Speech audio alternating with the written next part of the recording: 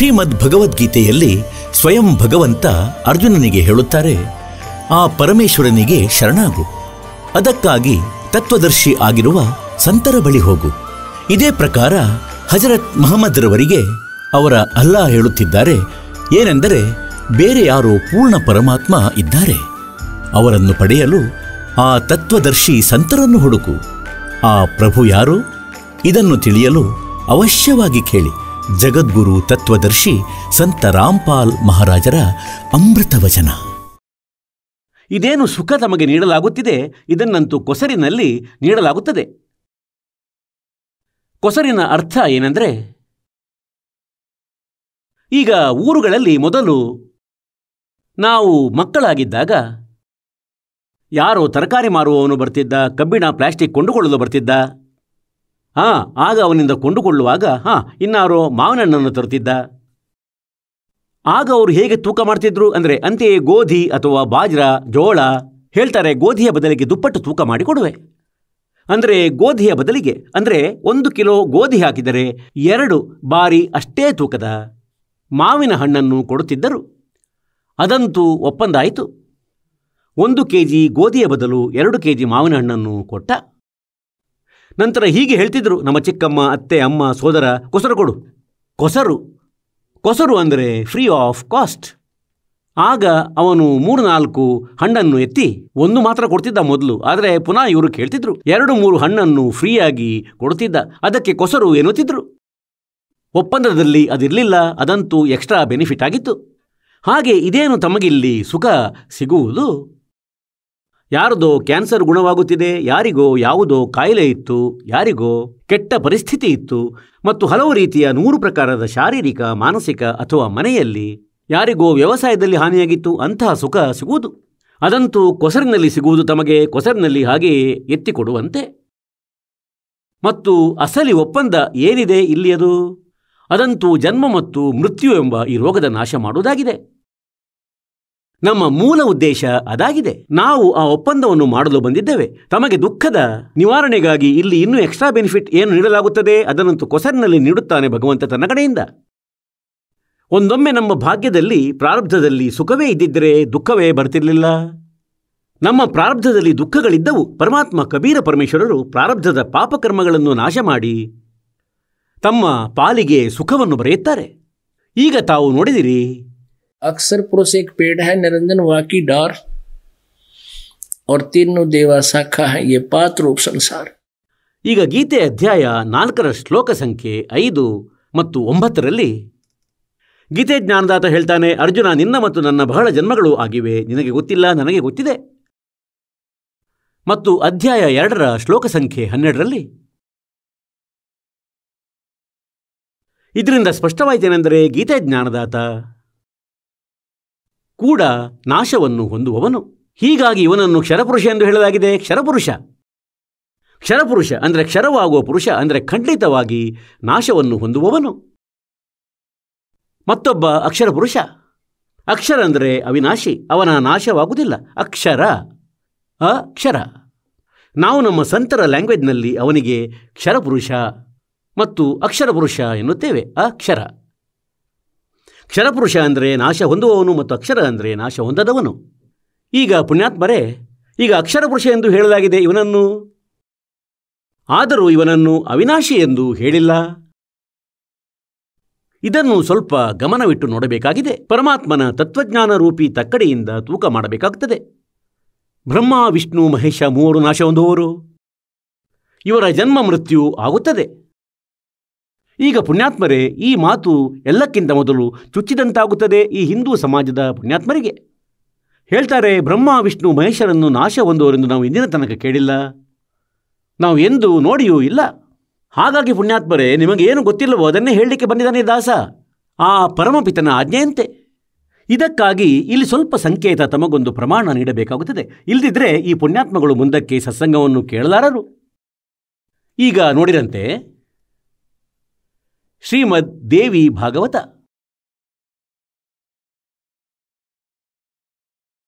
Geetha press ಗೋರಖಪುರದಿಂದ ಪ್ರಕಾಶಿತವಾಗಿದೆ. ಇದರದ್ದು ಯಾರಾಗಿದ್ದಾರೆ ಸಂಪಾದಕರು? ಸಂಕ್ಷಿಪ್ತ ಸಚಿತ್ರವಾದ ದಪ್ಪ ಅಚ್ಚು ಕೇವಲ ಹಿಂದಿಯಲ್ಲಿ. ಸಂಪಾದಕರಾಗಿದ್ದಾರೆ ಹನುಮಾನ್ ಪ್ರಸಾದ್ ಪೋದ್ದಾರ್, ಚಿಮ್ಮನ್ ಲಾಲ್ ಗೋಸ್ವಾಮಿ. ಮತ್ತಿದು ಗೀತಾ ಪ್ರೆಸ್, ಗೋರಖಪುರದಿಂದ ಪ್ರಕಾಶಿತವಾಗಿದೆ. ಪ್ರಕಾಶಕರು ಹಾಗೂ ಮುದ್ರಕರು ಗೀತಾ ಪ್ರೆಸ್, ಗೋರಖಪುರ, ಗೋವಿಂದ ಭವನ ಕಾರ್ಯಾಲಯ, ಕೋಲ್ಕತ್ತಾದ ಸಂಸ್ಥಾನ. ಫೋನ್ ನಂಬರ್ ಮತ್ತು ಫ್ಯಾಕ್ಸ್ ಸಂಖ್ಯೆ ಇದಾಗಿದೆ ಇವರದು. ಈಗ ಇದರದು ಸ್ವಲ್ಪವೇ ಅಂಶ ತೆಗೆದುಕೊಳ್ಳೋಣ. 123ನೇ ಪುಟದಲ್ಲಿ 123ನೇ ಪುಟದಲ್ಲಿ 3ನೇ ಸ್ಕಂದ. ಮತ್ತಿದರಲ್ಲಿ ಭಗವಂತ ವಿಷ್ಣು ಹೇಳುತ್ತಿದ್ದಾರೆ ತನ್ನ ಸ್ಥಿತಿಯ ಬಗ್ಗೆ, ಅಂದರೆ ತನ್ನ ಸಾಮರ್ಥ್ಯವನ್ನು, ವಾಸ್ತವಿಕತೆಯನ್ನು, ತನ್ನ ಮಾತೆ ದುರ್ಗೆಯ ಮಹಿಮೆಯನ್ನು ಮಾಡುತ್ತಾ ವಿಷ್ಣು ಹೇಳ್ತಿದ್ದಾರೆ ಅಂದರೆ, ನೀನು ಶುದ್ಧ ಸ್ವರೂಪಳು, ಇಡೀ ಪ್ರಪಂಚವು ನಿನ್ನಿಂದಲೇ ಉತ್ಪನ್ನವಾಗುತ್ತಿದೆ. ನಾನು ಅಂದರೆ ವಿಷ್ಣು, ನಾನು ಬ್ರಹ್ಮ ಮತ್ತು ಶಂಕರ, ನಾವೆಲ್ಲರೂ ನಿಮ್ಮ ಕೃಪೆಯಿಂದ ವಿದ್ಯಮಾನರು. ನಮ್ಮ ಆವಿರ್ಭಾವ ಅಂದರೆ ಜನ್ಮ ಮತ್ತು ತಿರೋಭಾವ ಅಂದರೆ ಮೃತ್ಯು. ನಮ್ಮದಂತೂ ಜನ್ಮ ಮತ್ತು ಮೃತ್ಯು ಆಗುತ್ತಿರುತ್ತದೆ. ಕೇವಲ ನೀನೇ ನಿತ್ಯಳು, ಜಗಜ್ಜನನಿ ಆಗಿರುವೆ ಮತ್ತು ಪ್ರಕೃತಿ ಮತ್ತು ಸನಾತನಿ ದೇವಿಯಾಗಿರುವೆ. ಈ ಪ್ರಕೃತಿ ಎಂಬ ಶಬ್ದವು ದುರ್ಗೆಯ ಕುರಿತಾಗಿದೆ. ಇದನ್ನು ನೆನಪಿಡಬೇಕು. ದುರ್ಗೆಯನ್ನು ಪ್ರಕೃತಿ ಎಂದು ಹೇಳುತ್ತಾರೆ. ಇದು ಗೀತೆಯಲ್ಲಿ ಕೆಲಸಕ್ಕೆ ಬರುವುದು ತಮಗೆ. ಈ ದಾಸನು ಈ ತ್ರಿದೇವರ ಉತ್ಪತ್ತಿಯನ್ನು ತೋರಿಸುವಾಗ ದುರ್ಗೆ ಮತ್ತು ಕಾಲನಿಂದ ಆಗಿದೆ ಎಂದು ಭಗವಂತ ಶಂಕರ ಹೇಳಿದರು. ದೇವಿ, ಒಂದೊಮ್ಮೆ ಪ್ರಖ್ಯಾತ ವಿಷ್ಣು ನಿಮ್ಮಿಂದಲೇ ಪ್ರಕಟನಾಗಿದ್ದರೆ ಅವರ ನಂತರ ಉತ್ಪನ್ನರಾದ ಬ್ರಹ್ಮ ಕೂಡ ನಿಮ್ಮದೇ ಬಾಲಕನಾದ. ಮತ್ತು ನಾನು ತಮೋಗುಣಿ ಲೀಲೆ ಮಾಡುವ ಶಂಕರನೇನು ನಿನ್ನ ಸಂತಾನವಲ್ಲವೇ? ಅರ್ಥಾತ್ ನನ್ನನ್ನು ಉತ್ಪನ್ನಿಸಿದವಳು ನೀನೇ ಆಗಿರುವೆ. ಶಿವೆ, ಸಂಪೂರ್ಣ ಪ್ರಪಂಚದ ಸೃಷ್ಟಿ ಮಾಡುವಲ್ಲಿ ನೀನು ಬಹಳ ಚತುರಳು. ಈ ಪ್ರಪಂಚದ ಸೃಷ್ಟಿ, ಸ್ಥಿತಿ ಮತ್ತು ಸಂಹಾರದಲ್ಲಿ ನಿನ್ನ ಗುಣಗಳು ಸದಾ ಸಮರ್ಥವಾಗಿವೆ. ಅವೇ 3 ಗುಣಗಳಿಂದ ಉತ್ಪನ್ನರಾದ ನಾವು ಬ್ರಹ್ಮ, ವಿಷ್ಣು ಹಾಗೂ ಶಂಕರ ನಿಯಮಾನುಸಾರ ಕಾರ್ಯದಲ್ಲಿ ತತ್ಪರರಾಗಿರುತ್ತೇವೆ. ಈಗ ಏನಂದ್ರೆ, ಅವೇ 3 ಗುಣಗಳಿಂದ ಉತ್ಪನ್ನರಾದ ರಜಗುಣ ಬ್ರಹ್ಮ, ಸತಗುಣ ವಿಷ್ಣು, ತಮಗುಣ ಶಿವ. ಈಗ ಇದು ಸ್ಪಷ್ಟವಾಯಿತು. ಜೊತೆಯಲ್ಲಿ ಇದು ಸ್ಪಷ್ಟವಾಯಿತೇನೆಂದರೆ, ಅವರು ಕೇವಲ ನಿಯಮಿತ ಕಾರ್ಯವನ್ನೇ ಮಾಡಬಲ್ಲರು, ಯಾರದೇ ಸಂಸ್ಕಾರಗಳನ್ನು ಕಡಿಮೆ ಅಥವಾ ಹೆಚ್ಚಿಸಲಾರರು. ಈಗ ಈ ಪುಟ್ಟದಾದ ಪವಿತ್ರ ಬರವಣಿಗೆಯಿಂದ, ಅಂದರೆ ಈ ಪವಿತ್ರ ಪುರಾಣದ ಪುಟ್ಟದಾದ ಲೇಖನದಿಂದ 4 ಕಾನ್ಸೆಪ್ಟ್ ಕ್ಲಿಯರ್ ಆದವು. ಒಂದು ಏನೆಂದರೆ, ಬ್ರಹ್ಮ, ವಿಷ್ಣು, ಮಹೇಶ ಇವರು 3 ನಾಶ ಹೊಂದುವವರು, ಇವರ ಜನ್ಮ ಮೃತ್ಯುವಾಗುತ್ತದೆ, ಅವಿನಾಶಿಯರಲ್ಲ. ಎರಡನೆಯದು ಏನೆಂದರೆ, ದುರ್ಗೆ ಇವರ ತಾಯಿಯಾಗಿದ್ದಾರೆ, ಇವರ ಮಾತೆಯಾಗಿದ್ದಾರೆ. ಮತ್ತು 3ನೇದು ಇದಾಯ್ತೇನೆಂದರೆ, ರಜಗುಣ ಬ್ರಹ್ಮ, ಸತಗುಣ ವಿಷ್ಣು, ತಮಗುಣ ಶಿವನು.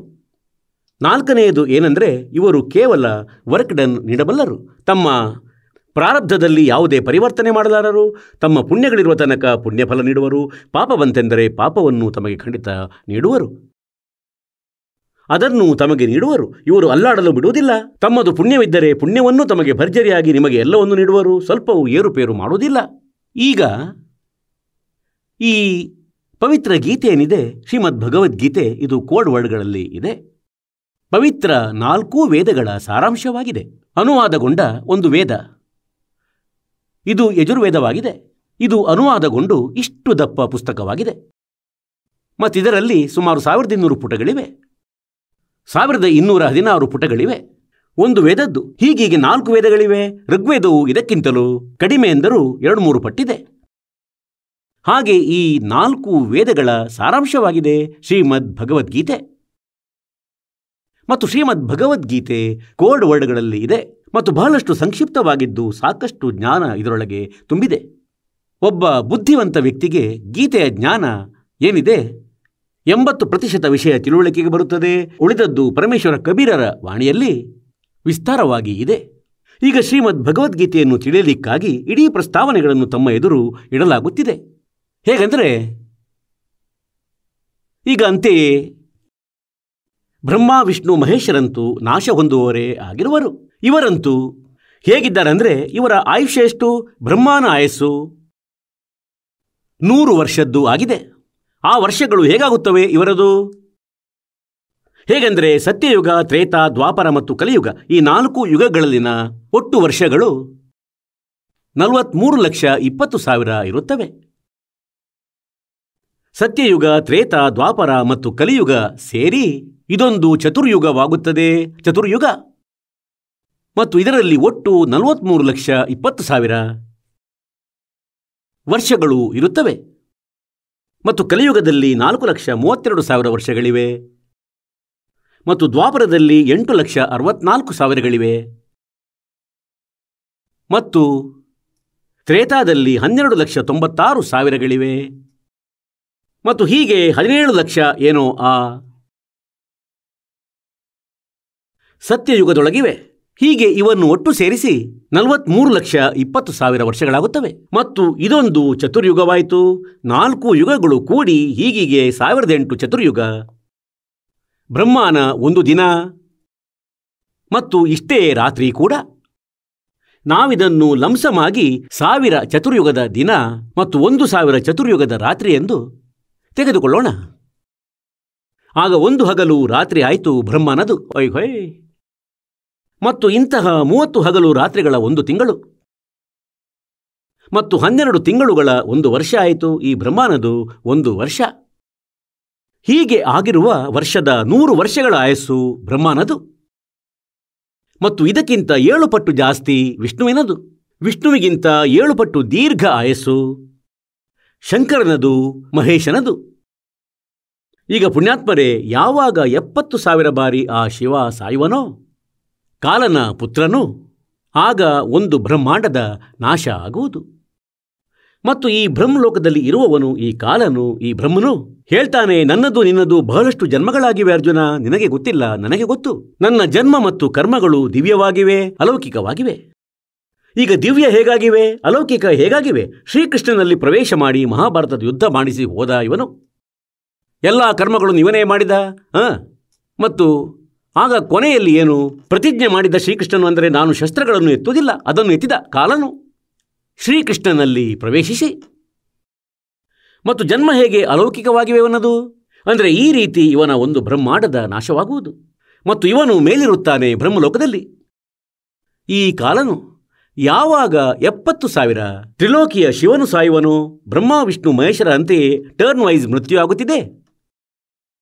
ಆ ಸಮಯದಲ್ಲಿ ಈ ಕಾಲನು ಸಾಯುವನು. ಇವನು ಈ ಶರೀರವನ್ನು ಬಿಟ್ಟು ಬಿಡುವನು. ಇವನ ಮೃತ್ಯು ಆಗುವುದು. ಇವನಿಗೆ ಬಹಳ ಪೀಡೆಯಾಗುವುದು ಮೃತ್ಯು ಆಗುವಾಗ. ಬಹಳ ಕೆಟ್ಟ ರೀತಿಯಲ್ಲಿ. ಹೇಗೆಂದರೆ 1,00,000 ಚೇಳುಗಳು ಕುಟುಕುತ್ತವೆ. ಹೀಗೆ ಈ ಕಾಲನಿಗೆ ಪೀಡೆಯಾಗುವುದು. ಮತ್ತು ಕೆಲವು ಸಮಯ ತನಕ ಅದನ್ನು ಅನುಭವಿಸಿ ಇದೇ ರೀತಿ ದುರ್ಗೆಯದ್ದು ಕೂಡ ನಂತರ ಇವರ ಮೃತ್ಯು ಆಗುವುದು. ಈ ಶರೀರ ಇಲ್ಲೇ ಉಳಿಯುವುದು. ಎಲ್ಲ ಆತ್ಮಗಳದ್ದು ಈ ಇಡೀ ಬ್ರಹ್ಮಾಂಡ ನಾಶವಾಗುವುದು. ಪೂರ್ತಿ ಎಲ್ಲರೂ ಆ ಕಾಲನದು, ದುರ್ಗೆಯ ಆತ್ಮವು ಮತ್ತು ನಮ್ಮೆಲ್ಲರದು ಅಂದರೆ ಇಲ್ಲಿಯೇ ಉಳಿದವರದು, ಪಾರಾಗದವರದು. ಅವು ಬೇರೆ ಬ್ರಹ್ಮಾಂಡದಲ್ಲಿ ಆಟೋಮೆಟಿಕಲಿ ಹೊರಟು ಹೋಗುವು. ಅಲ್ಲಿ ಸೂಕ್ಷ್ಮ ರೂಪದಲ್ಲಿ ಜೀವಾತ್ಮ ಇರುವರು. ನಂತರ ಕಾಲ ಮತ್ತು ದುರ್ಗೆಯರು ಅಲ್ಲಿಗೆ ಹೋಗುತ್ತಲೇ ಆಟೋಮೆಟಿಕಲಿ ಶರೀರ ಯುವ ಆಗುವುದು. ಆ ಕ್ಷೇತ್ರದಲ್ಲಿ ಅಂತಹ ವಾತಾವರಣ ಇರುವುದು. ಬೇರೆಯವರದು ಆಗಲಾರದು. ಇದು ಪರಮಾತ್ಮನ ವಿಧಾನ, ಕಬೀರ ಪರಮೇಶ್ವರರದಾಗಿದೆ. ಇವರು ಯುವಾವಸ್ಥೆಗೆ ಬಂದ ಮೇಲೆ ಪರಸ್ಪರ ಸಂಯೋಗದಿಂದ ಇವರದ್ದು ಮತ್ತೆ ಉತ್ಪತ್ತಿ ಶುರು ಆಗುವುದು ಜೀವಿಗಳದ್ದು. ಹೀಗೆ ಒಂದು ಬಾರಿ ಒಂದು ಬ್ರಹ್ಮಾಂಡದ ನಾಶವಾದಾಗ, 70,000 ಬಾರಿ ಈ ತ್ರಿಲೋಕಿಯ ಶಿವನ ಮೃತ್ಯು ಆದಾಗ ಒಂದು ಯುಗ ಆಗುವುದು ಈ ಅಕ್ಷರ ಪುರುಷನದು. ಆನ್ಲಿ ಒಂದು ಯುಗ. ಇಲ್ಲಿ ಚತುರ್ಯುಗ ನಡೆಯುವುದಿಲ್ಲ, ಇಲ್ಲಿ ಕೇವಲ ಯುಗ ನಡೆಯುತ್ತದೆ. ಆ ಅಕ್ಷರ ಪುರುಷನದು ಅಂದರೆ ಪರಬ್ರಹ್ಮನ ಒಂದು ಯುಗ ಆಗುವುದು. ಇಂತಿಂಥ 1000 ಯುಗಗಳದ್ದು ಆ ಪರಬ್ರಹ್ಮನ ಒಂದು ದಿನ, ಹಗಲು ಮತ್ತು ಇಷ್ಟೇ ರಾತ್ರಿಗಳು. 1,000 ಯುಗಗಳ ಹಗಲು ಮತ್ತು ಅಷ್ಟೇ ರಾತ್ರಿ. ಹೀಗೆ ಆಗಿರುವ ಯುಗ ಏನಿನ್ನ ಅದ್ಭುತವಾಗಲಿ. ಮತ್ತು ಹೀಗೆ 30 ಹಗಲು ರಾತ್ರಿಗಳ ಒಂದು ತಿಂಗಳು ಮತ್ತು 12 ತಿಂಗಳುಗಳ ಒಂದು ವರ್ಷ ಮತ್ತು 100 ವರ್ಷಗಳ ಆಯಸ್ಸು ಆ ಅಕ್ಷರ ಪುರುಷನದಾಗಿದೆ. ಈಗ ಇವನಿಗೆ ಅಕ್ಷರ ಪುರುಷನೆಂದು ಇದಕ್ಕಾಗಿ ಹೇಳಿದ್ದಾರೆಂದರೆ, ಇಷ್ಟು ದೀರ್ಘ ಆಯಸ್ಸಿದೆ, ಇವನು ಯಾವಾಗ ಸಾಯುವನು?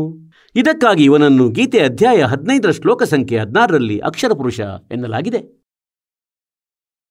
ಸಾಯುವುದಂತೂ ಖಂಡಿತ. ಇಷ್ಟು ದೀರ್ಘ ಆಯಸ್ಸು ಆದಾಗ ಮೃತ್ಯು ಆಗುವುದು. ಹೀಗಾಗಿ ಗೀತೆ ಅಧ್ಯಾಯ ಸಂಖ್ಯೆ 15 ಶ್ಲೋಕ ಸಂಖ್ಯೆ 17ರಲ್ಲಿ ಹೇಳಿದನೆಂದರೆ, ಉತ್ತಮ ಪುರುಷಹತು ಅನ್ಯಃ. ಆ ಪುರುಷೋತ್ತಮನಂತೂ ಯಾರೋ ಬೇರೆ ಭಗವಂತನು ಇದ್ದಾನೆ, ಅವನನ್ನು ಪರಮಾತ್ಮ ಎನ್ನಲಾಗುತ್ತದೆ. ಮತ್ತು ಅವನೇ 3 ಲೋಕಗಳಲ್ಲಿ ಪ್ರವೇಶಿಸಿ ಎಲ್ಲರ ಧಾರಣೆ ಪೋಷಣೆ ಮಾಡುತ್ತಾನೆ.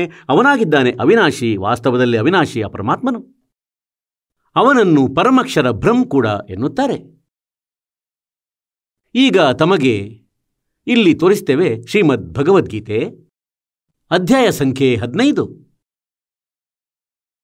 ಶ್ರೀಮದ್ ಭಗವದ್ಗೀತೆ ಗೀತಾ ಪ್ರೆಸ್, ಗೋರಖಪುರದಿಂದ ಪ್ರಕಾಶಿತವಾಗಿದೆ. ಜಯದಯಾಲ್ ಗೋವಿಂದಕರ್ ಅವರು ಇದರ ಅನುವಾದಕರು.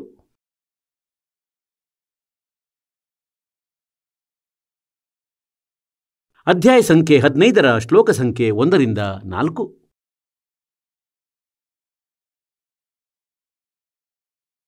ಇದು ನೋಡಿರಂತೆ,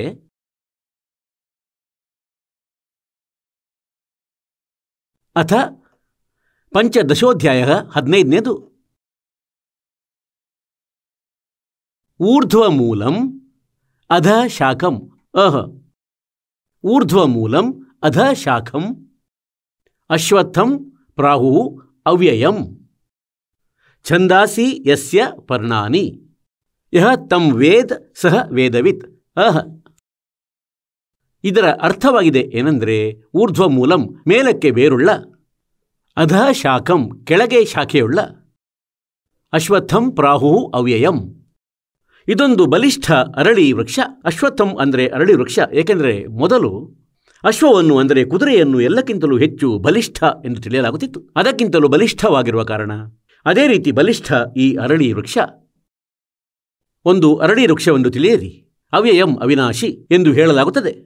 ಛಂದಾಸಿ ಯಸ್ಯ ಪರ್ಣಾನಿ, ಛಂದ ಅಂದರೆ ವಿಭಾಗ, ಬೇರೆ ಬೇರೆ ಭಾಗಗಳಿರುತ್ತವಲ್ಲ, ಹೀಗೆ ಹೇಳ್ತಾರೆ. ಈ ಭಾಗದಲ್ಲಿ ತಿಳಿಯಿರಿ, ಇವು ಇದರ ಎಲೆಗಳಿವೆ. ಅದರ ಎಲೆ ಎಲ್ಲ ಭಾಗಗಳನ್ನು ತಂ ವೇದ್ ಯಾರು ತಿಳಿದಿರುತ್ತಾರೆ, ಸಹ ವೇದವಿತ್ ಅವನು ವೇದದ ತಾತ್ಪರ್ಯವನ್ನು ತಿಳಿದಿರುವವನಾಗಿದ್ದಾನೆ. ವೇದವಿತ್ ಅಂದರೆ ತತ್ವದರ್ಶಿ ಸಂತನಾಗಿದ್ದಾನೆ. ಇವರದೇ ಅನುವಾದವನ್ನು ನೋಡೋಣ. ಊರ್ಧ್ವಮೂಲಂ ಆದಿಪುರುಷ ಪರಮೇಶ್ವರ ಮೂಲವುಳ್ಳ, ಅಂದರೆ ಆದಿಪುರುಷ ಪರಮೇಶ್ವರ, ಆ ಬೇರಂತೂ ಪೂರ್ಣ ಪರಮಾತ್ಮ. ಗೀತೆಯು ತಿಳಿಸುತ್ತಿದೆ ಮತ್ತು ಈ ಚಿತ್ರ ತಮಗೆ ಅರಿವು ಮಾಡಿಸುತ್ತಿದೆ. ನೋಡಿರಂತೆ,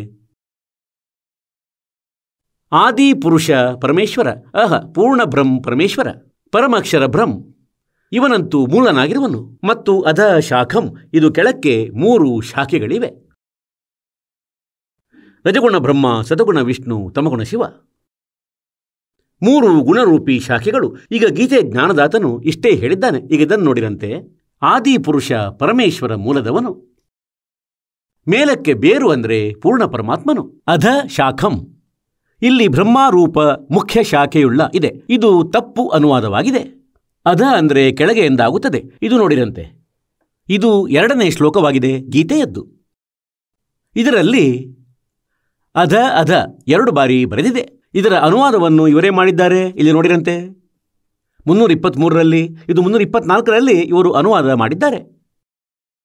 ಅಧ ಅಂದರೆ ಕೆಳಗೆ ಮತ್ತು ಅಧ ಅಂದರೆ ಕೆಳಗೆ, ಮತ್ತು ಅಧ ಪದದ ಅರ್ಥವಾಗುತ್ತದೆ ಕೆಳಗೆ ಎಂದು, ಕೆಳಗೆ.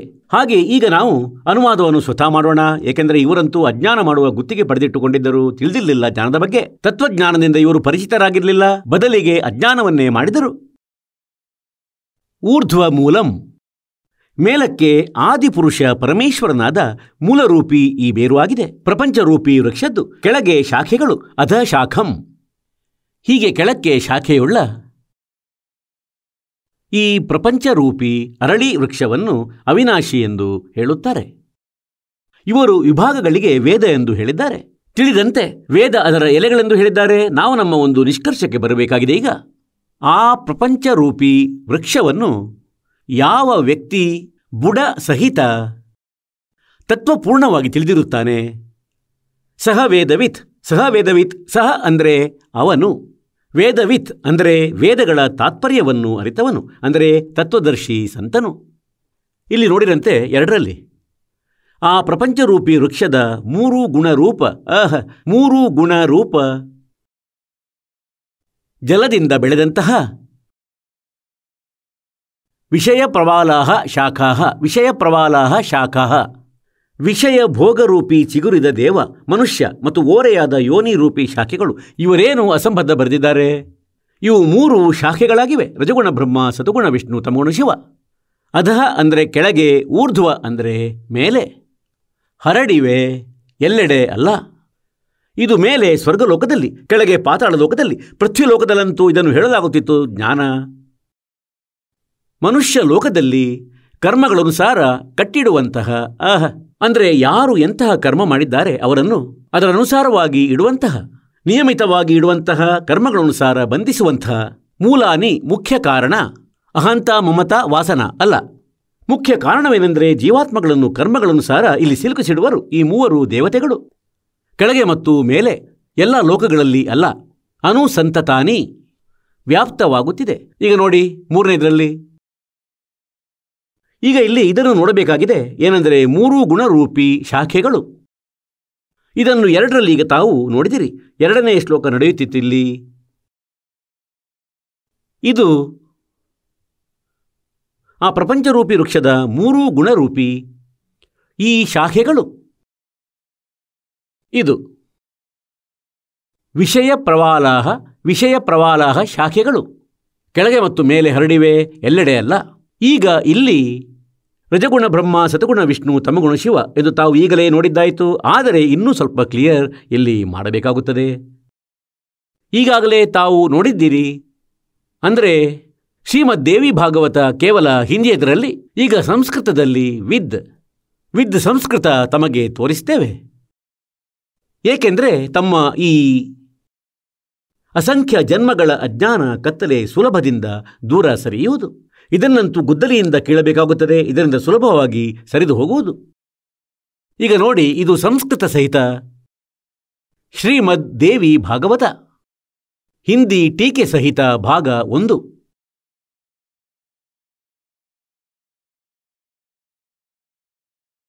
ಅಥ ದೇವಿ ಭಾಗವತಂ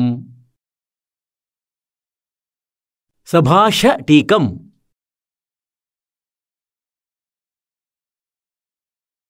ಸಮಾಹಾತ್ಮ್ಯಂ. ಮತ್ತಿದು ಖೇಮರಾಜ್ ಶ್ರೀಕೃಷ್ಣದಾಸ ಪ್ರಕಾಶನ, ಮುಂಬೈ ಮೂಲಕ ಪ್ರಕಾಶಿತವಾಗಿದೆ.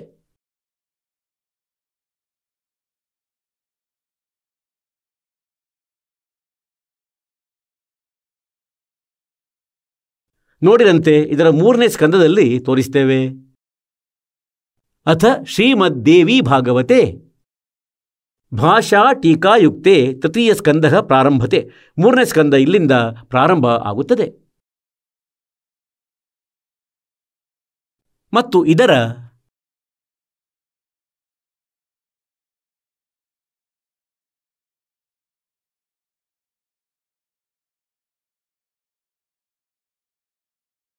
ಪುಟ ಸಂಖ್ಯೆ 11ರಲ್ಲಿ, ದೇವಿ ಭಾಗವತದ ಪುಟ ಸಂಖ್ಯೆ 11ರಲ್ಲಿ ಮತ್ತು ತೃತೀಯ ಸ್ಕಂದ ಅಧ್ಯಾಯ ಸಂಖ್ಯೆ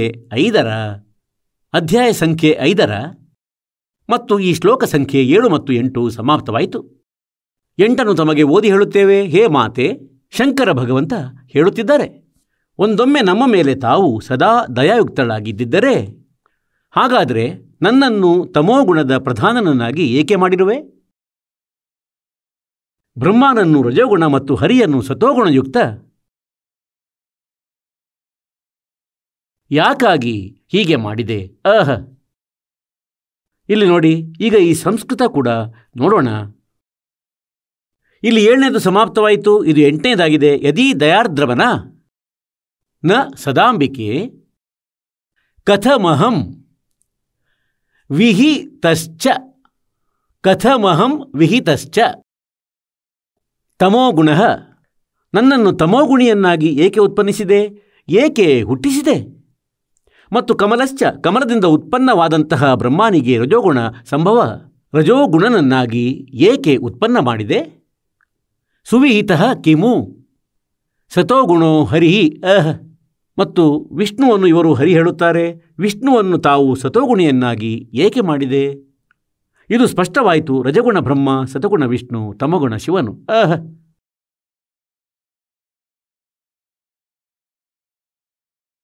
ಈಗ ತಮಗಿದು ಸಂಪೂರ್ಣ ಕ್ಲಿಯರ್ ಆಯಿತು. 3 ಗುಣರೂಪಿ ರಜಗುಣ ಬ್ರಹ್ಮ, ಸತಗುಣ ವಿಷ್ಣು, ತಮಗುಣ ಶಿವರೂಪಿ ಶಾಖೆಗಳು ಮತ್ತು ಮೂಲ ಮಾಲೀಕನು ಆ ಬೇರು. ಮಧ್ಯದ ಯಾವುದೇ ವಿವರಣೆ ಗೀತೆ ಜ್ಞಾನದಾತನು ನೀಡಿಲ್ಲ. ಇವನು ಹೇಳಿಬಿಟ್ಟ ಏನೆಂದರೆ, ಇದಕ್ಕಿಂತ ಮುಂದಕ್ಕೆ ನನಗೆ ಗೊತ್ತಿಲ್ಲ ಈ ಪ್ರಪಂಚರೂಪಿ ವೃಕ್ಷದ ರಚನೆಯ ಬಗ್ಗೆ. ಅದನ್ನಂತೂ ತತ್ವದರ್ಶಿ ಸಂತನು ಹೇಳುವನು, ಅವರಿಂದ ಕೇಳು. ಮತ್ತು ಆ ಪರಮೇಶ್ವರ ಸ್ವತಃ ಸತ್ಯಲೋಕದಿಂದ ಹೊರಟು ಬರುತ್ತಾನೆ. ತನ್ನ ಯಥಾರ್ಥ ಜ್ಞಾನವನ್ನು ತನ್ನ ಶ್ರೇಷ್ಠಾತ್ಮ ಪುಣ್ಯಾತ್ಮರಿಗೆ ಹೇಳುತ್ತಾನೆ. ಅವನೇ ಒಬ್ಬ ತತ್ವದರ್ಶಿ ಸಂತನ ಭೂಮಿಕೆಯನ್ನು ಮಾಡುತ್ತಾನೆ. ಋಗ್ವೇದ ಮಂಡಲ ಸಂಖ್ಯೆ 9, ಸೂಕ್ತಿ ಸಂಖ್ಯೆ 96, 96. ಸೂಕ್ತಿ 96ನ ಮಂತ್ರ ಸಂಖ್ಯೆ 16ರಿಂದ ಹಿಡಿದು 20ರ ತನಕ ಇದನ್ನು ಸ್ಪಷ್ಟಗೊಳಿಸಲಾಗಿದೆ. ಏನೆಂದರೆ, ಅವರು ಪ್ರಶ್ನೆ ಮಾಡಿದ್ದಾರೆ ಏನೆಂದರೆ, ಹೇ ಪರಮಾತ್ಮ, ತಾವು ತಮ್ಮ ನಿಜ ನಾಮದಿಂದ ಪರಿಚಿತಗೊಳಿಸಿ. ಅದರಲ್ಲಿ ಸ್ಪಷ್ಟಗೊಳಿಸಿದೇನೆಂದರೆ, ಆ ಕಬೀರ ಪರಮಾತ್ಮ ಅವರ ನಿಜವಾದ ಹೆಸರು ಕಬೀರ್ ದೇವ ಆಗಿದೆ. ಅವರು ತಮ್ಮ ಕಬೀರ ವಾಣಿಯ ಮಾಧ್ಯಮದಿಂದ ಯಥಾರ್ಥ ಜ್ಞಾನದ ಪ್ರಚಾರವನ್ನು ಮಾಡುತ್ತಾರೆ ಮತ್ತು ಸತ್ಯಲೋಕದಲ್ಲಿರುತ್ತಾರೆ, ಅಲ್ಲಿಂದ ಹೊರಟು ಬರುತ್ತಾರೆ. ಮತ್ತು ಆ ಸಂತ ರೂಪದಲ್ಲಿ ಪ್ರಕಟನಾದ ಆ ಪರಮಾತ್ಮನು ಋಷಿ ಅಥವಾ ಸಂತ ರೂಪದಲ್ಲಿ ಪ್ರಕಟನಾದ ಪರಮಾತ್ಮನ ಮೂಲಕ ಹೇಳಿರುವಂತಹ ಆ ಅಮೃತವಾಣಿ ಏನಿದೆ, ಅವು ಅವರ ಅನುಯಾಯಿಗಳಿಗೆ ಬಹಳಷ್ಟು ಆಹ್ಲಾದಕರವಾಗಿ ಅನಿಸುತ್ತವೆ, ಅಮೃತಕ್ಕೆ ಸಮಾನ ಎಂದು ಅವರಿಗೆ ಅನಿಸುತ್ತವೆ, ಸ್ವಾದಿಷ್ಟ ಅನಿಸುತ್ತವೆ, ಅವರಿಗೆ ಬಹಳ ಪ್ರಿಯವಾಗಿರುತ್ತವೆ. ಮತ್ತು ಆ ಪರಮಾತ್ಮ ಮೇಲೆ 3ನೇ ಧಾಮದಲ್ಲಿರುತ್ತಾನೆ, ವಿರಾಜಮಾನನೂ ಆಗಿರುತ್ತಾನೆ. ಆ ಪರಮಾತ್ಮ ಋಗ್ವೇದ ಮಂಡಲ ಸಂಖ್ಯೆ 9 ಸೂಕ್ತಿ 86 ಅಂದರೆ 86ರ ಮಂತ್ರ 26 ಮತ್ತು 27ರಲ್ಲಿ, ಅಂದರೆ ಆ ಕಬೀರ ದೇವ ಪರಮಾತ್ಮ ತನ್ನ ಆ ನಿಜ ಸ್ಥಾನದಿಂದ ಗತಿಯಿಂದ ಹೊರಟು ತನ್ನ ಪ್ರೀತಿಯ ಆತ್ಮಗಳಿಗೆ ಮಿಂಚಿನಂತೆ ವೇಗವಾಗಿ ಬಂದು ಸಿಗುತ್ತಾನೆ. ಅವರ ಸಂಕಟಗಳ ನಿವಾರಣೆಯನ್ನು ಮಾಡುತ್ತಾನೆ. ಈಗ ಪುಣ್ಯಾತ್ಮರೇ, ಮೊದಲು ಈ ಪ್ರಕರಣವನ್ನು ಮುಗಿಸೋಣ, ನಂತರ ಅದನ್ನೂ ತೋರಿಸುವೆವು. ಮೊದಲು ಮೌಖಿಕವಾಗಿ ಹೇಳಿಬಿಡ್ತೇವೆ. ಹಾಗೆ ಅಲ್ಲಿಂದ ಹೊರಟು ಬರುತ್ತಾನೆ, ಆ ಭಕ್ತರ ದಾರಿಗಳನ್ನು ಶುದ್ಧಗೊಳಿಸುತ್ತಾನೆ, ಸುಗಮಗೊಳಿಸುತ್ತಾನೆ. ಅವರ ಕರ್ಮಗಳನ್ನು, ಅವರಿಗೆ ಬರುವ ಆಪತ್ತುಗಳನ್ನು ಹಗುರಗೊಳಿಸುತ್ತಾನೆ, ಅವುಗಳನ್ನು ಸಮಾಪ್ತಿಗೊಳಿಸುತ್ತಾನೆ, ಅವರ ವಿಘ್ನಗಳನ್ನು ನಾಶಗೊಳಿಸುತ್ತಾನೆ. ತನ್ನ ರೂಪವನ್ನು ಸರಳಗೊಳಿಸಿ ಕಡಿಮೆ ಪ್ರಕಾಶದ ರೂಪವನ್ನು ತಾಳಿ ಆ ಪರಮಾತ್ಮನು ಪುಣ್ಯಾತ್ಮರಿಗೆ ಹೇಗೆ ಸಿಗುತ್ತಾನೆ? ಹೇಗೆಂದರೆ, ಆಕಾಶದ ಮಿಂಚಿನಂತೆ ತಾನು ಬೀಳುವ ಸ್ಥಾನದ ಮೇಲೆಯೇ ಕೇಂದ್ರಿತವಾಗಿ ಅಲ್ಲಿಯೇ ಬೀಳುತ್ತದೆ. ಹೇಗೆಂದರೆ, ಮೊದಲು ಕಂಚಿನ ಧಾತುವಿನ ವಸ್ತುಗಳು ಇರ್ತಿದ್ವು ಮತ್ತು ಆಗ ಮಳೆ, ಯಾವುದೇ ತಟ್ಟೆ ಪಾತ್ರೆ ಇರ್ತಿದ್ರೆ ನಮ್ಮ ಅಜ್ಜಿ ಹೇಳ್ತಿದ್ರು, ಇವುಗಳನ್ನು ಒಳಗೆ ತಂದು ಇಡಿ, ಮಿಂಚು ಬೀಳುವುದು. ಹೀಗೆ ಆ ಮಿಂಚು ಅದರ ಮೇಲೆಯೇ ಬೀಳುತ್ತಿತ್ತು, ಕಂಚಿನ ಧಾತುವಿನ ಮೇಲೆ ವಿಶೇಷವಾಗಿ. ಹೀಗೆ ಹೇಳಲಾಗಿದೆ ಏನೆಂದರೆ, ಆ ಪರಮಾತ್ಮ ಅದೇ ಪ್ರೀತಿಯ ಆತ್ಮಗಳಿಗೆ ಬಂದು ಸಿಗುತ್ತಾರೆ, ಯೋಗ್ಯರಾದವರಿಗೆ, ಅವರನ್ನು ಮತ್ತು ಅವರ ಜ್ಞಾನವನ್ನು ಅರಿಯುವವರಿಗೆ, ಅವರಿಗೆ ಅನುಕೂಲವಾದವರಿಗೆ. ಅಂಥವರಲ್ಲಿ 6 ಜನ ಈ ದಾಸನ ನೆನಪಲ್ಲಿದ್ದಾರೆ.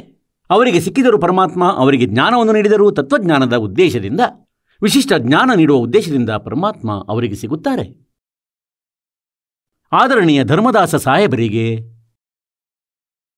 ಆದರಣೀಯ ಮಲೂಕ್ ದಾಸರಿಗೆ, ಸಾಹೇಬರಿಗೆ, ಆದರಣೀಯ ದಾದೂ ಸಾಹೇಬರಿಗೆ, ಆದರಣೀಯ ನಾನಕ ಸಾಹೇಬರಿಗೆ, ಆದರಣೀಯ ಗರೀಬ್ ದಾಸ ಸಾಹೇಬರಿಗೆ, ಆದರಣೀಯ ಘೀಸಾದಾಸ್ ಸಾಹೇಬರಿಗೆ, ಖೇಕಡಾದವರು, ಮತ್ತು ಆದರಣೀಯ ಗರೀಬ್ ದಾಸ್ ಸಾಹೇಬರಿಗೆ ಚುಡಾಣಿಯವರು ಹರಿಯಾಣದೊಳಗೆ. ಊರು ಚುಡಾಣಿ, ಜಿಲ್ಲೆ ಝಜ್ಜರ್, ವರ್ತಮಾನದಲ್ಲಿ ಮೊದಲು ರೋಹ್ತಕ್ ಜಿಲ್ಲೆಯಲ್ಲಿತ್ತು.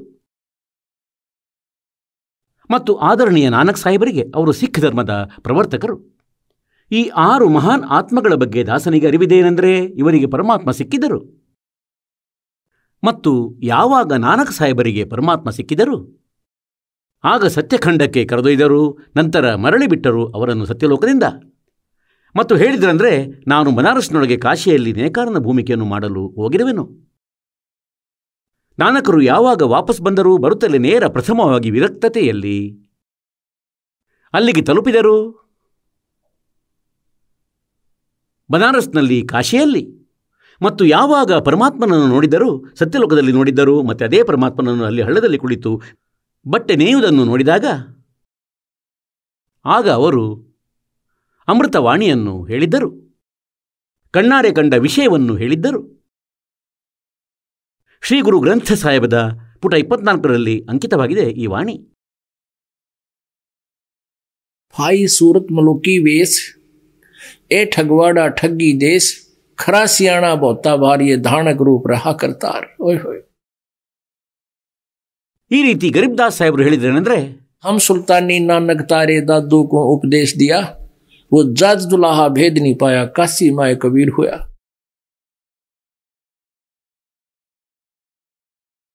ಋಗ್ವೇದ ಮಂಡಲ ಸಂಖ್ಯೆ 9 ಸೂಕ್ತಿ ಸಂಖ್ಯೆ 82ರ ಮಂತ್ರ 1, 2, 3ರಲ್ಲಿ ಇದೇ ಪ್ರಮಾಣವಿದೆ.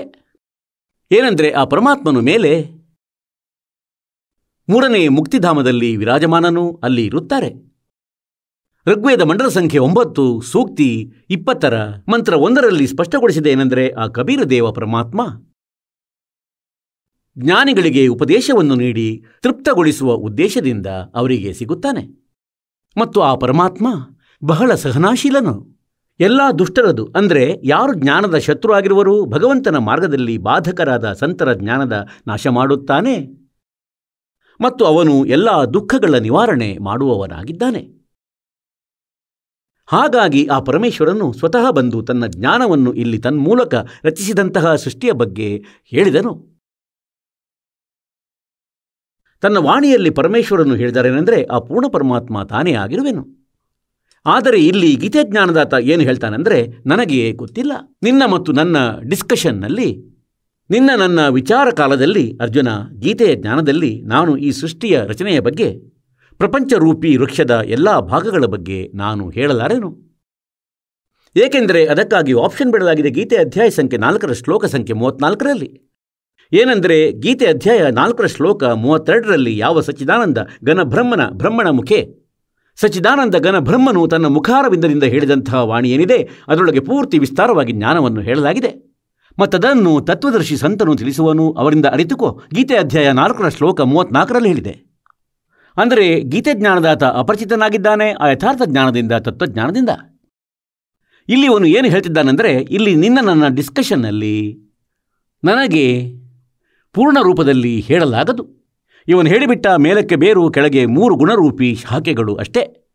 ಪ್ರಪಂಚರೂಪಿ ಅರಳಿ ವೃಕ್ಷವಾಗಿದೆ. ಮತ್ತು ಯಾರು ಇದರ ಬಗ್ಗೆ ಅರಿತಿದ್ದಾನೆ ಎಲ್ಲ ಅಂಗಗಳನ್ನು ಸಹವೇದವಿತ್, ಆಗ ಪರಮಾತ್ಮ ಸ್ವತಃ ಬಂದಿದ್ದರು ತತ್ವದರ್ಶಿ ಸಂತನ ಭೂಮಿಕೆಯನ್ನು ಮಾಡಲು. ಅವರು ಹೇಳಿದ್ದಾರೆ ತನ್ನ ಅಮೃತವಾಣಿಯಲ್ಲಿ, ಸಚ್ಚಿದಾನಂದ ಘನ ಬ್ರಹ್ಮನ ವಾಣಿಯಲ್ಲಿ, ಕಬೀರ ವಾಣಿಯಲ್ಲಿ,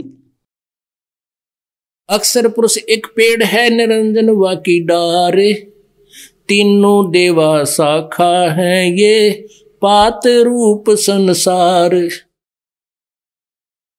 ಈಗ ನೋಡಿ ಗೀತೆ ಅಧ್ಯಾಯ 15 ಶ್ಲೋಕ ಸಂಖ್ಯೆ 3ರಲ್ಲಿ ಏನು ಹೇಳ್ತಾರೆ ಗೀತೆ ಜ್ಞಾನದಾತ. ಅಧ್ಯಾಯ ಸಂಖ್ಯೆ 15 ಶ್ಲೋಕ ಸಂಖ್ಯೆ 3ರಲ್ಲಿ ಇದರ ಶ್ಲೋಕ ಸಂಖ್ಯೆ 3 ಇಲ್ಲಿಂದ ಪ್ರಾರಂಭ ಆಯಿತು. ಈ ಪ್ರಪಂಚದ ಸ್ವರೂಪವನ್ನು ಯಾವ ರೀತಿ ಹೇಳಲಾಗಿದೆಯೋ ಹಾಗೆ ಇಲ್ಲಿ ವಿಚಾರ ಕಾಲದಲ್ಲಿ ಸಿಗುವುದು ಸಾಧ್ಯವಿಲ್ಲ. ವಿಚಾರ ಕಾಲ ಅಂದರೆ ನನ್ನ ಈ ಗೀತೆಯ ಡಿಸ್ಕಷನ್ನಲ್ಲಿ, ಈ ವಿಚಾರ ವಿಮರ್ಶೆಯಲ್ಲಿ ನನ್ನಿಂದ ಹೇಳಲು ಆಗದು. ಏಕೆಂದರೆ ಇದರ ಆದಿಯಾಗಲಿ ಮತ್ತು ಇದರ ಅಂತ್ಯವಾಗಲಿ ಇಲ್ಲ, ಮತ್ತು ಇದಕ್ಕೆ ಒಳ್ಳೆಯ ರೀತಿಯ ಸ್ಥಿತಿಯೂ ಇಲ್ಲ, ಅಂದರೆ ನನಗೆ ಗೊತ್ತಿಲ್ಲ. ಇದಕ್ಕಾಗಿ ಈ ಸುವಿರೂಢ ಮೂಲಂ ಇಷ್ಟೇ, ಇದನ್ನು ತಪ್ಪು ಬರೆದಿದ್ದಾರೆ. ಅತಿ ದೃಢ ಮೂಲದವನು ಅಂದರೆ ಮೂಲ ಮಾಲೀಕನಾಗಿದ್ದಾನೆ. ಅವನಂತೂ ಅವಿನಾಶಿ ಮತ್ತು ದೃಢನಾಗಿರುವನು. ಅವನು ನಾಶಕ್ಕೆ ಒಳಪಟ್ಟವನಲ್ಲ. ಪ್ರಪಂಚರೂಪಿ ಅರಳಿ ವೃಕ್ಷಕ್ಕೆ, ಈ ಇಡೀ ಪ್ರಪಂಚರೂಪಿ ವೃಕ್ಷವನ್ನು ತಿಳಿ ದೃಢ ವೈರಾಗ್ಯ ರೂಪ ಶಾಸ್ತ್ರದ ಮೂಲಕ ಕತ್ತರಿಸಿ, ಇಲ್ಲಿ ವೈರಾಗ್ಯ ರೂಪ ಅಲ್ಲ, ತತ್ವಜ್ಞಾನ ರೂಪಿ ಶಸ್ತ್ರದ ಮೂಲಕ ಕತ್ತರಿಸಿ, ಅಂದರೆ ಅದನ್ನು ಅರಿತು. ಈಗ 4ರಲ್ಲಿ ನೋಡಿದಂತೆ ಗೀತೆಯ ಅಧ್ಯಾಯ ಸಂಖ್ಯೆ 15 ಶ್ಲೋಕ ಸಂಖ್ಯೆ 4. ಅದರ ಬಳಿಕ ಅಂದರೆ ತತ್ವದರ್ಶಿ ಸಂತನಿಂದ ತತ್ವಜ್ಞಾನವು ಪ್ರಾಪ್ತವಾದ ಬಳಿಕ ಆ ಪರಮ ಪದವೀ ರೂಪ ಪರಮೇಶ್ವರನನ್ನು ಉತ್ತಮವಾದ ರೀತಿಯಲ್ಲಿ ಹುಡುಕಬೇಕು. ಅದರಲ್ಲಿ ಹೋದಂತಹ ಜೀವಾತ್ಮ ಪುರುಷ ಮತ್ತೆ ಹಿಂತಿರುಗಿ ಪ್ರಪಂಚಕ್ಕೆ ಬರುವುದಿಲ್ಲ. ಅವರ ಜನ್ಮ ಮೃತ್ಯು ಎಂದಿಗೂ ಆಗುವುದಿಲ್ಲ. ಮತ್ತು ಯಾವ ಪರಮೇಶ್ವರನಿಂದ ಈ ಪುರಾತನ ಪ್ರಪಂಚ ವೃಕ್ಷದ ಪ್ರವೃತ್ತಿ ವಿಸ್ತಾರಕ್ಕೆ ಪ್ರಾಪ್ತವಾಗಿದೆ, ಅಂದರೆ ಯಾರು ಈ ಪ್ರಪಂಚರೂಪಿ ಅರಳಿ ವೃಕ್ಷವನ್ನು, ಪ್ರಪಂಚರೂಪಿ ವೃಕ್ಷ ಅಂದರೆ ಎಲ್ಲ ಬ್ರಹ್ಮಾಂಡಗಳನ್ನು ಯಾರು ರಚಿಸಿರುವರು, ಯಾರು ಇದನ್ನು ವಿಸ್ತರಿಸಿದ್ದಾರೆ, ಅದೇ ಆದಿಪುರುಷ ನಾರಾಯಣನ ಆಶ್ರಯದಲ್ಲಿ ನಾನು ಇದ್ದೇನೆ. ಈ ರೀತಿಯಾಗಿ ದೃಢ ನಿಶ್ಚಯ ಮಾಡಿ ಆ ಪರಮೇಶ್ವರನ ಮನನ ಮತ್ತು ನಿರಂತರ ಚಿಂತನೆಯನ್ನು ಮಾಡಬೇಕಾಗಿದೆ. ಈಗ ಪುಣ್ಯಾತ್ಮರೇ,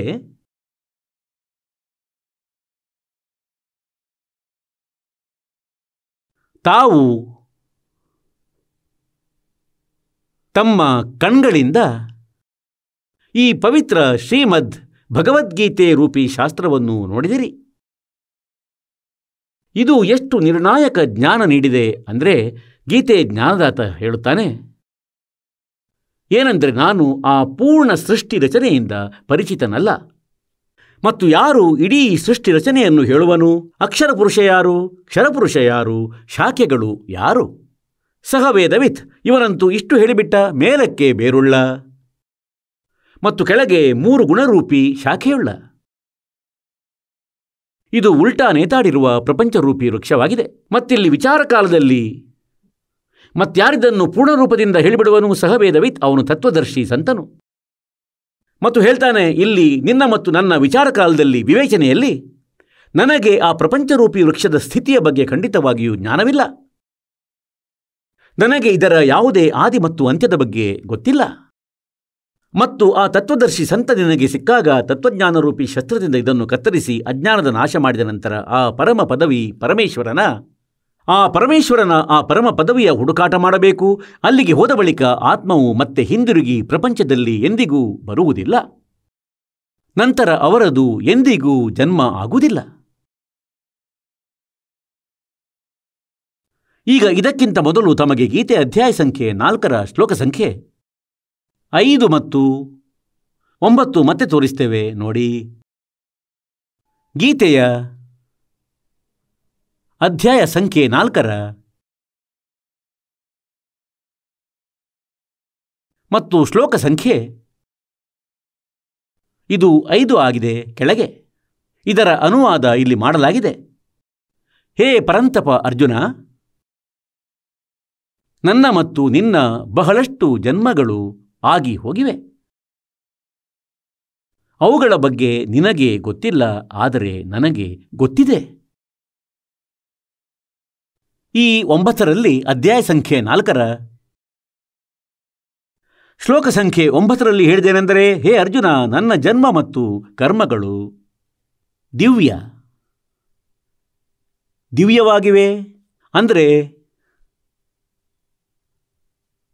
ಅಲೌಕಿಕವಾಗಿವೆ.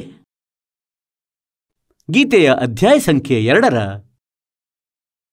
ಶ್ಲೋಕ ಸಂಖ್ಯೆ 12ರಲ್ಲಿ ತಮಗೆ ತೋರಿಸ್ತೇವೆ. ಇದನ್ನು ನೋಡಿದಂತೆ ಶ್ರೀಮದ್ ಭಗವದ್ಗೀತೆ ಅಧ್ಯಾಯ ಸಂಖ್ಯೆ 2 ಶ್ಲೋಕ ಸಂಖ್ಯೆ 12ರಲ್ಲಿ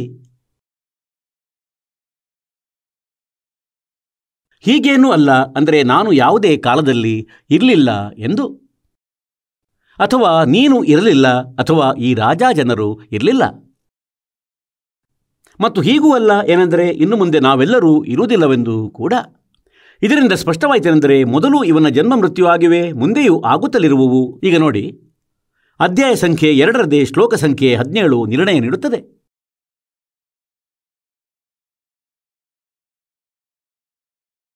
ಇದು 17 ಆಗಿದೆ. ಈಗ ಗೀತಾಜ್ಞಾನದಾತ ಏನು ಹೇಳ್ತಾನೆಂದರೆ, ನಾಶರಹಿತನೆಂದು ಅವನನ್ನು ತಿಳಿ. ಯಾರಿಂದ ಈ ಸಂಪೂರ್ಣ ಜಗತ್ತು ದೃಶ್ಯ ವರ್ಗ?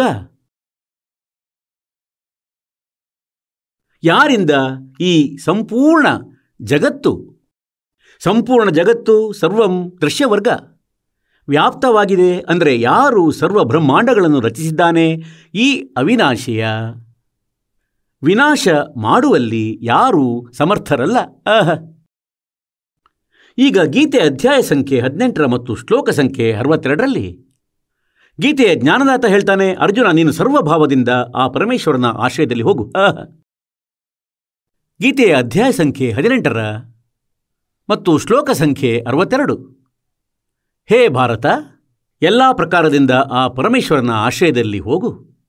ಆ ಪರಮಾತ್ಮನ ಕೃಪೆಯಿಂದಲೇ ನೀನು ಪರಮಶಾಂತಿಯನ್ನು ಮತ್ತು ಸನಾತನ ಪರಮಧಾಮವನ್ನು ಪ್ರಾಪ್ತಿಸುವೆ. ಸನಾತನ ಪರಮಧಾಮ ಅಂದರೆ ಅದು ಎಂದಿಗೂ ನಾಶವಾಗದೇ ಇರುವಂಥದ್ದು, ಸದಾ ಇರುವಂಥದ್ದು, ಶಾಶ್ವತಂ ಸ್ಥಾನಂ. ಪುಣ್ಯಾತ್ಮರೇ, ತಾವು ಆ ಪವಿತ್ರ ಸದ್ಗ್ರಂಥವನ್ನು ಕಣ್ಣಾರೆ ನೋಡುತ್ತಿದ್ದೀರಿ. ಇದರ ವಿಷಯದಲ್ಲಿ ಇದನ್ನು ಹೇಳಲಾಗಿತ್ತು, ಅಂದರೆ ಇದು ಬಹಳ ಅದ್ವಿತೀಯ ಶಾಸ್ತ್ರವಾಗಿದೆ, ಸದ್ಗ್ರಂಥವಾಗಿದೆ. ಆದರೆ ಇದರಲ್ಲಿ ಏನು ಬರೆದಿದೆ? ಇದನ್ನು ತಾವು ತಿಳಿದಿರ್ತಿರ್ಲಿಲ್ಲ ಮತ್ತು ಆ ಗುಣಗಾನ ಮಾಡುವವರು ತಿಳಿಯುತ್ತಿರಲಿಲ್ಲ. 4 ಲೈನ್ ಕಂಠಪಾಠ ಮಾಡಿಟ್ಟಿದ್ದರು. ಗೀತೆಯ ಸಾರವೆಂದು ಹೇಳ್ತಿದ್ರು. ನೀನೆಲ್ಲಿಂದ ಬಂದಿದ್ದೆ ಅರ್ಜುನ? ನಿನ್ನದೇನು ಹೋಗುತ್ತದೆ? ಆತ್ಮವಂತೂ ಅಮರವಾಗಿರುತ್ತದೆ, ಶರೀರವಂತೂ ನಾಶ ಹೊಂದುವುದು. ನೀನೇಕೆ ಚಿಂತಿಸುತ್ತಿರುವೆ? ಈ 4 ಮಾತುಗಳನ್ನು ಬರೆದು ಇದನ್ನು ಗೀತೆಯ ಸಾರವೆಂದು ಹೇಳಿದರು. ಗೀತೆಯ ಸಾರವಂತೂ ಈ ರೀತಿ ಇರುವುದು. ಇದು 6 ದಿನಗಳಲ್ಲೂ ಪೂರ್ಣವಾಗದು. ಈ 4 ಲೈನ್ಗಳಲ್ಲಿ ಗೀತೆಯ ಸಾರ ಪೂರ್ಣವಾಗುತ್ತದೆ. ಅಂದರೆ ಪುಣ್ಯಾತ್ಮರೇ, ಅವರೆಲ್ಲ ನಕಲಿಗಳಾಗಿದ್ದರು. ಏನು ಹೇಳ್ತಾರೆ ಪರಮಾತ್ಮ? मोती मुक्ता दर्शत नाही ये जग है सब अंदरे दिखत के तो नैन चशम इनको फिरा मोतिया बंदरे. ಸಂಸ್ಕೃತ ಭಾಷೆಯನ್ನು ಮಾತಾಡುವವರು ನಮಗೆ ಹೀಗೆ ಅನಿಸ್ತಿದ್ರು, ಕಾಣಿಸ್ತಿದ್ರು. ದೊಡ್ಡ ವಿದ್ವಾನರಂತೆ ಸಂಸ್ಕೃತ ಭಾಷೆ ಮಾತಾಡುತ್ತಾರೆ. ಪರಮಾತ್ಮ ಹೇಳ್ತಾರೆ, ಇವರಿಗಂತೂ ಕಣ್ಣು ಪೊರೆಯಾಗುತ್ತಿತ್ತು. ಅಂತೆಯೇ ಯಾರಿಗಾದರೂ ಕಣ್ಣು ಪೊರೆ ಬಂದರೆ ಅವರ ಕಣ್ಣುಗಳು ಸ್ವಸ್ಥವಿದ್ದಂತೆ ಕಾಣಿಸ್ತವೆ, ಓಕೆ. ಆದರೆ ಅವರಿಗೆ ಖಂಡಿತ ಕಾಣಿಸದು. ಅವನು ಪೂರ್ತಿ ಕುರುಡನಾಗಿರುತ್ತಾನೆ ಮತ್ತು ಕಣ್ಣು ಖಂಡಿತ ಸ್ವಚ್ಛ ಅನಿಸುವುದೇ ಇಲ್ಲ, ಡಿಫೆಕ್ಟ್ ಇದೆ ಎಂದು. ಅದೇ ರೀತಿ ಇವರು ನಮಗೆ ಕಾಣಿಸ್ತಿದ್ರು ಸಂಸ್ಕೃತ ವಿದ್ವಾನರೆಂದು. ಈ ಮಂಡಲೇಶ್ವರರು ಋಷಿ, ಮಹರ್ಷಿ, ಬ್ರಾಹ್ಮಣರು. ಪರಮಾತ್ಮ ಹೇಳ್ತಾರೆ, ಅವರ ವಿಷಯದಲ್ಲಿ ಏನು ಹೇಳ್ತಾರೆ ಅಂದರೆ, ಇವರಿಗೆ ಮುತ್ತು, ಮೋಕ್ಷರೂಪಿ ಮುತ್ತು. ಅಂದರೆ ಈ ಯಥಾರ್ಥ ಜ್ಞಾನ ಮತ್ತು ಸತ್ಯಮಂತ್ರ ಇವರಿಗೆ ಕಾಣುವುದಿಲ್ಲ. मोती मुक्ता दर्शत नाही ये जग है सब अंदरे दिखत के तो नैन चशम इनको फिरा मोतिया बंदरे. ಕಣ್ಗಳಂತೂ ಕಾಣಿಸ್ತವೆ ಇವರಿಗೆ, ವಿದ್ವಾನರಂತೆ ಕಾಣುತ್ತಾರೆ, ಕಾಣಿಸ್ತಿದ್ರು. ಆದರೆ ಇವರಿಗೆ ಕಣ್ಣು ಪೊರೆಯಿತ್ತು, ಅಜ್ಞಾನದ್ದು. ಈಗ ಪರಮಾತ್ಮ ಕಬೀರರು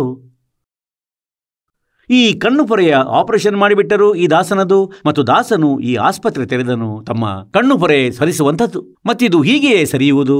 ಪದೇ ಪದೇ ನೋಡುವಿರಿ, ಕೇಳುವಿರಿ ಸದ್ಗ್ರಂಥಗಳನ್ನು. ತಮ್ಮ ಆತ್ಮವು ಕಂಪನಕ್ಕೊಳಗಾಗುವುದು. ರೋಗಗಳಂತೂ ನಿವಾರಣೆ ಆಗಿಯೇ ಆಗುವುದು. ತಮ್ಮ ಈ ದಾರಿದ್ರ್ಯವು ನಾಶವಾಗುವುದು. ತಮಗೆ ಇಷ್ಟೊಂದು ಧನ ಕೊಡುವನು ಅಂದರೆ ತಮಗೆ ತಿಳಿಯದು ಇವನು ಆ ಪರಮಾತ್ಮನು.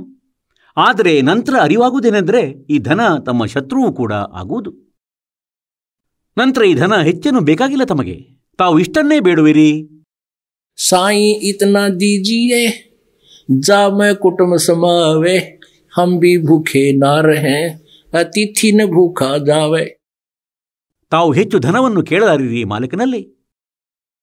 ಇಷ್ಟು ಕೊಡಿ ಭಗವಂತ, ನಾವು ಹಸಿದಿರಬಾರದು ಮತ್ತು ಯಾವುದೇ ಕೆಲಸ ನಿಲ್ದಿರಲಿ. जिसमें कुटुंब समावे. ಕುಟುಂಬ ಸಮಾವೆ ಅಂದರೆ ರಿಕ್ವೈರ್ಮೆಂಟ್ ಆಫ್ ಫ್ಯಾಮಿಲಿ.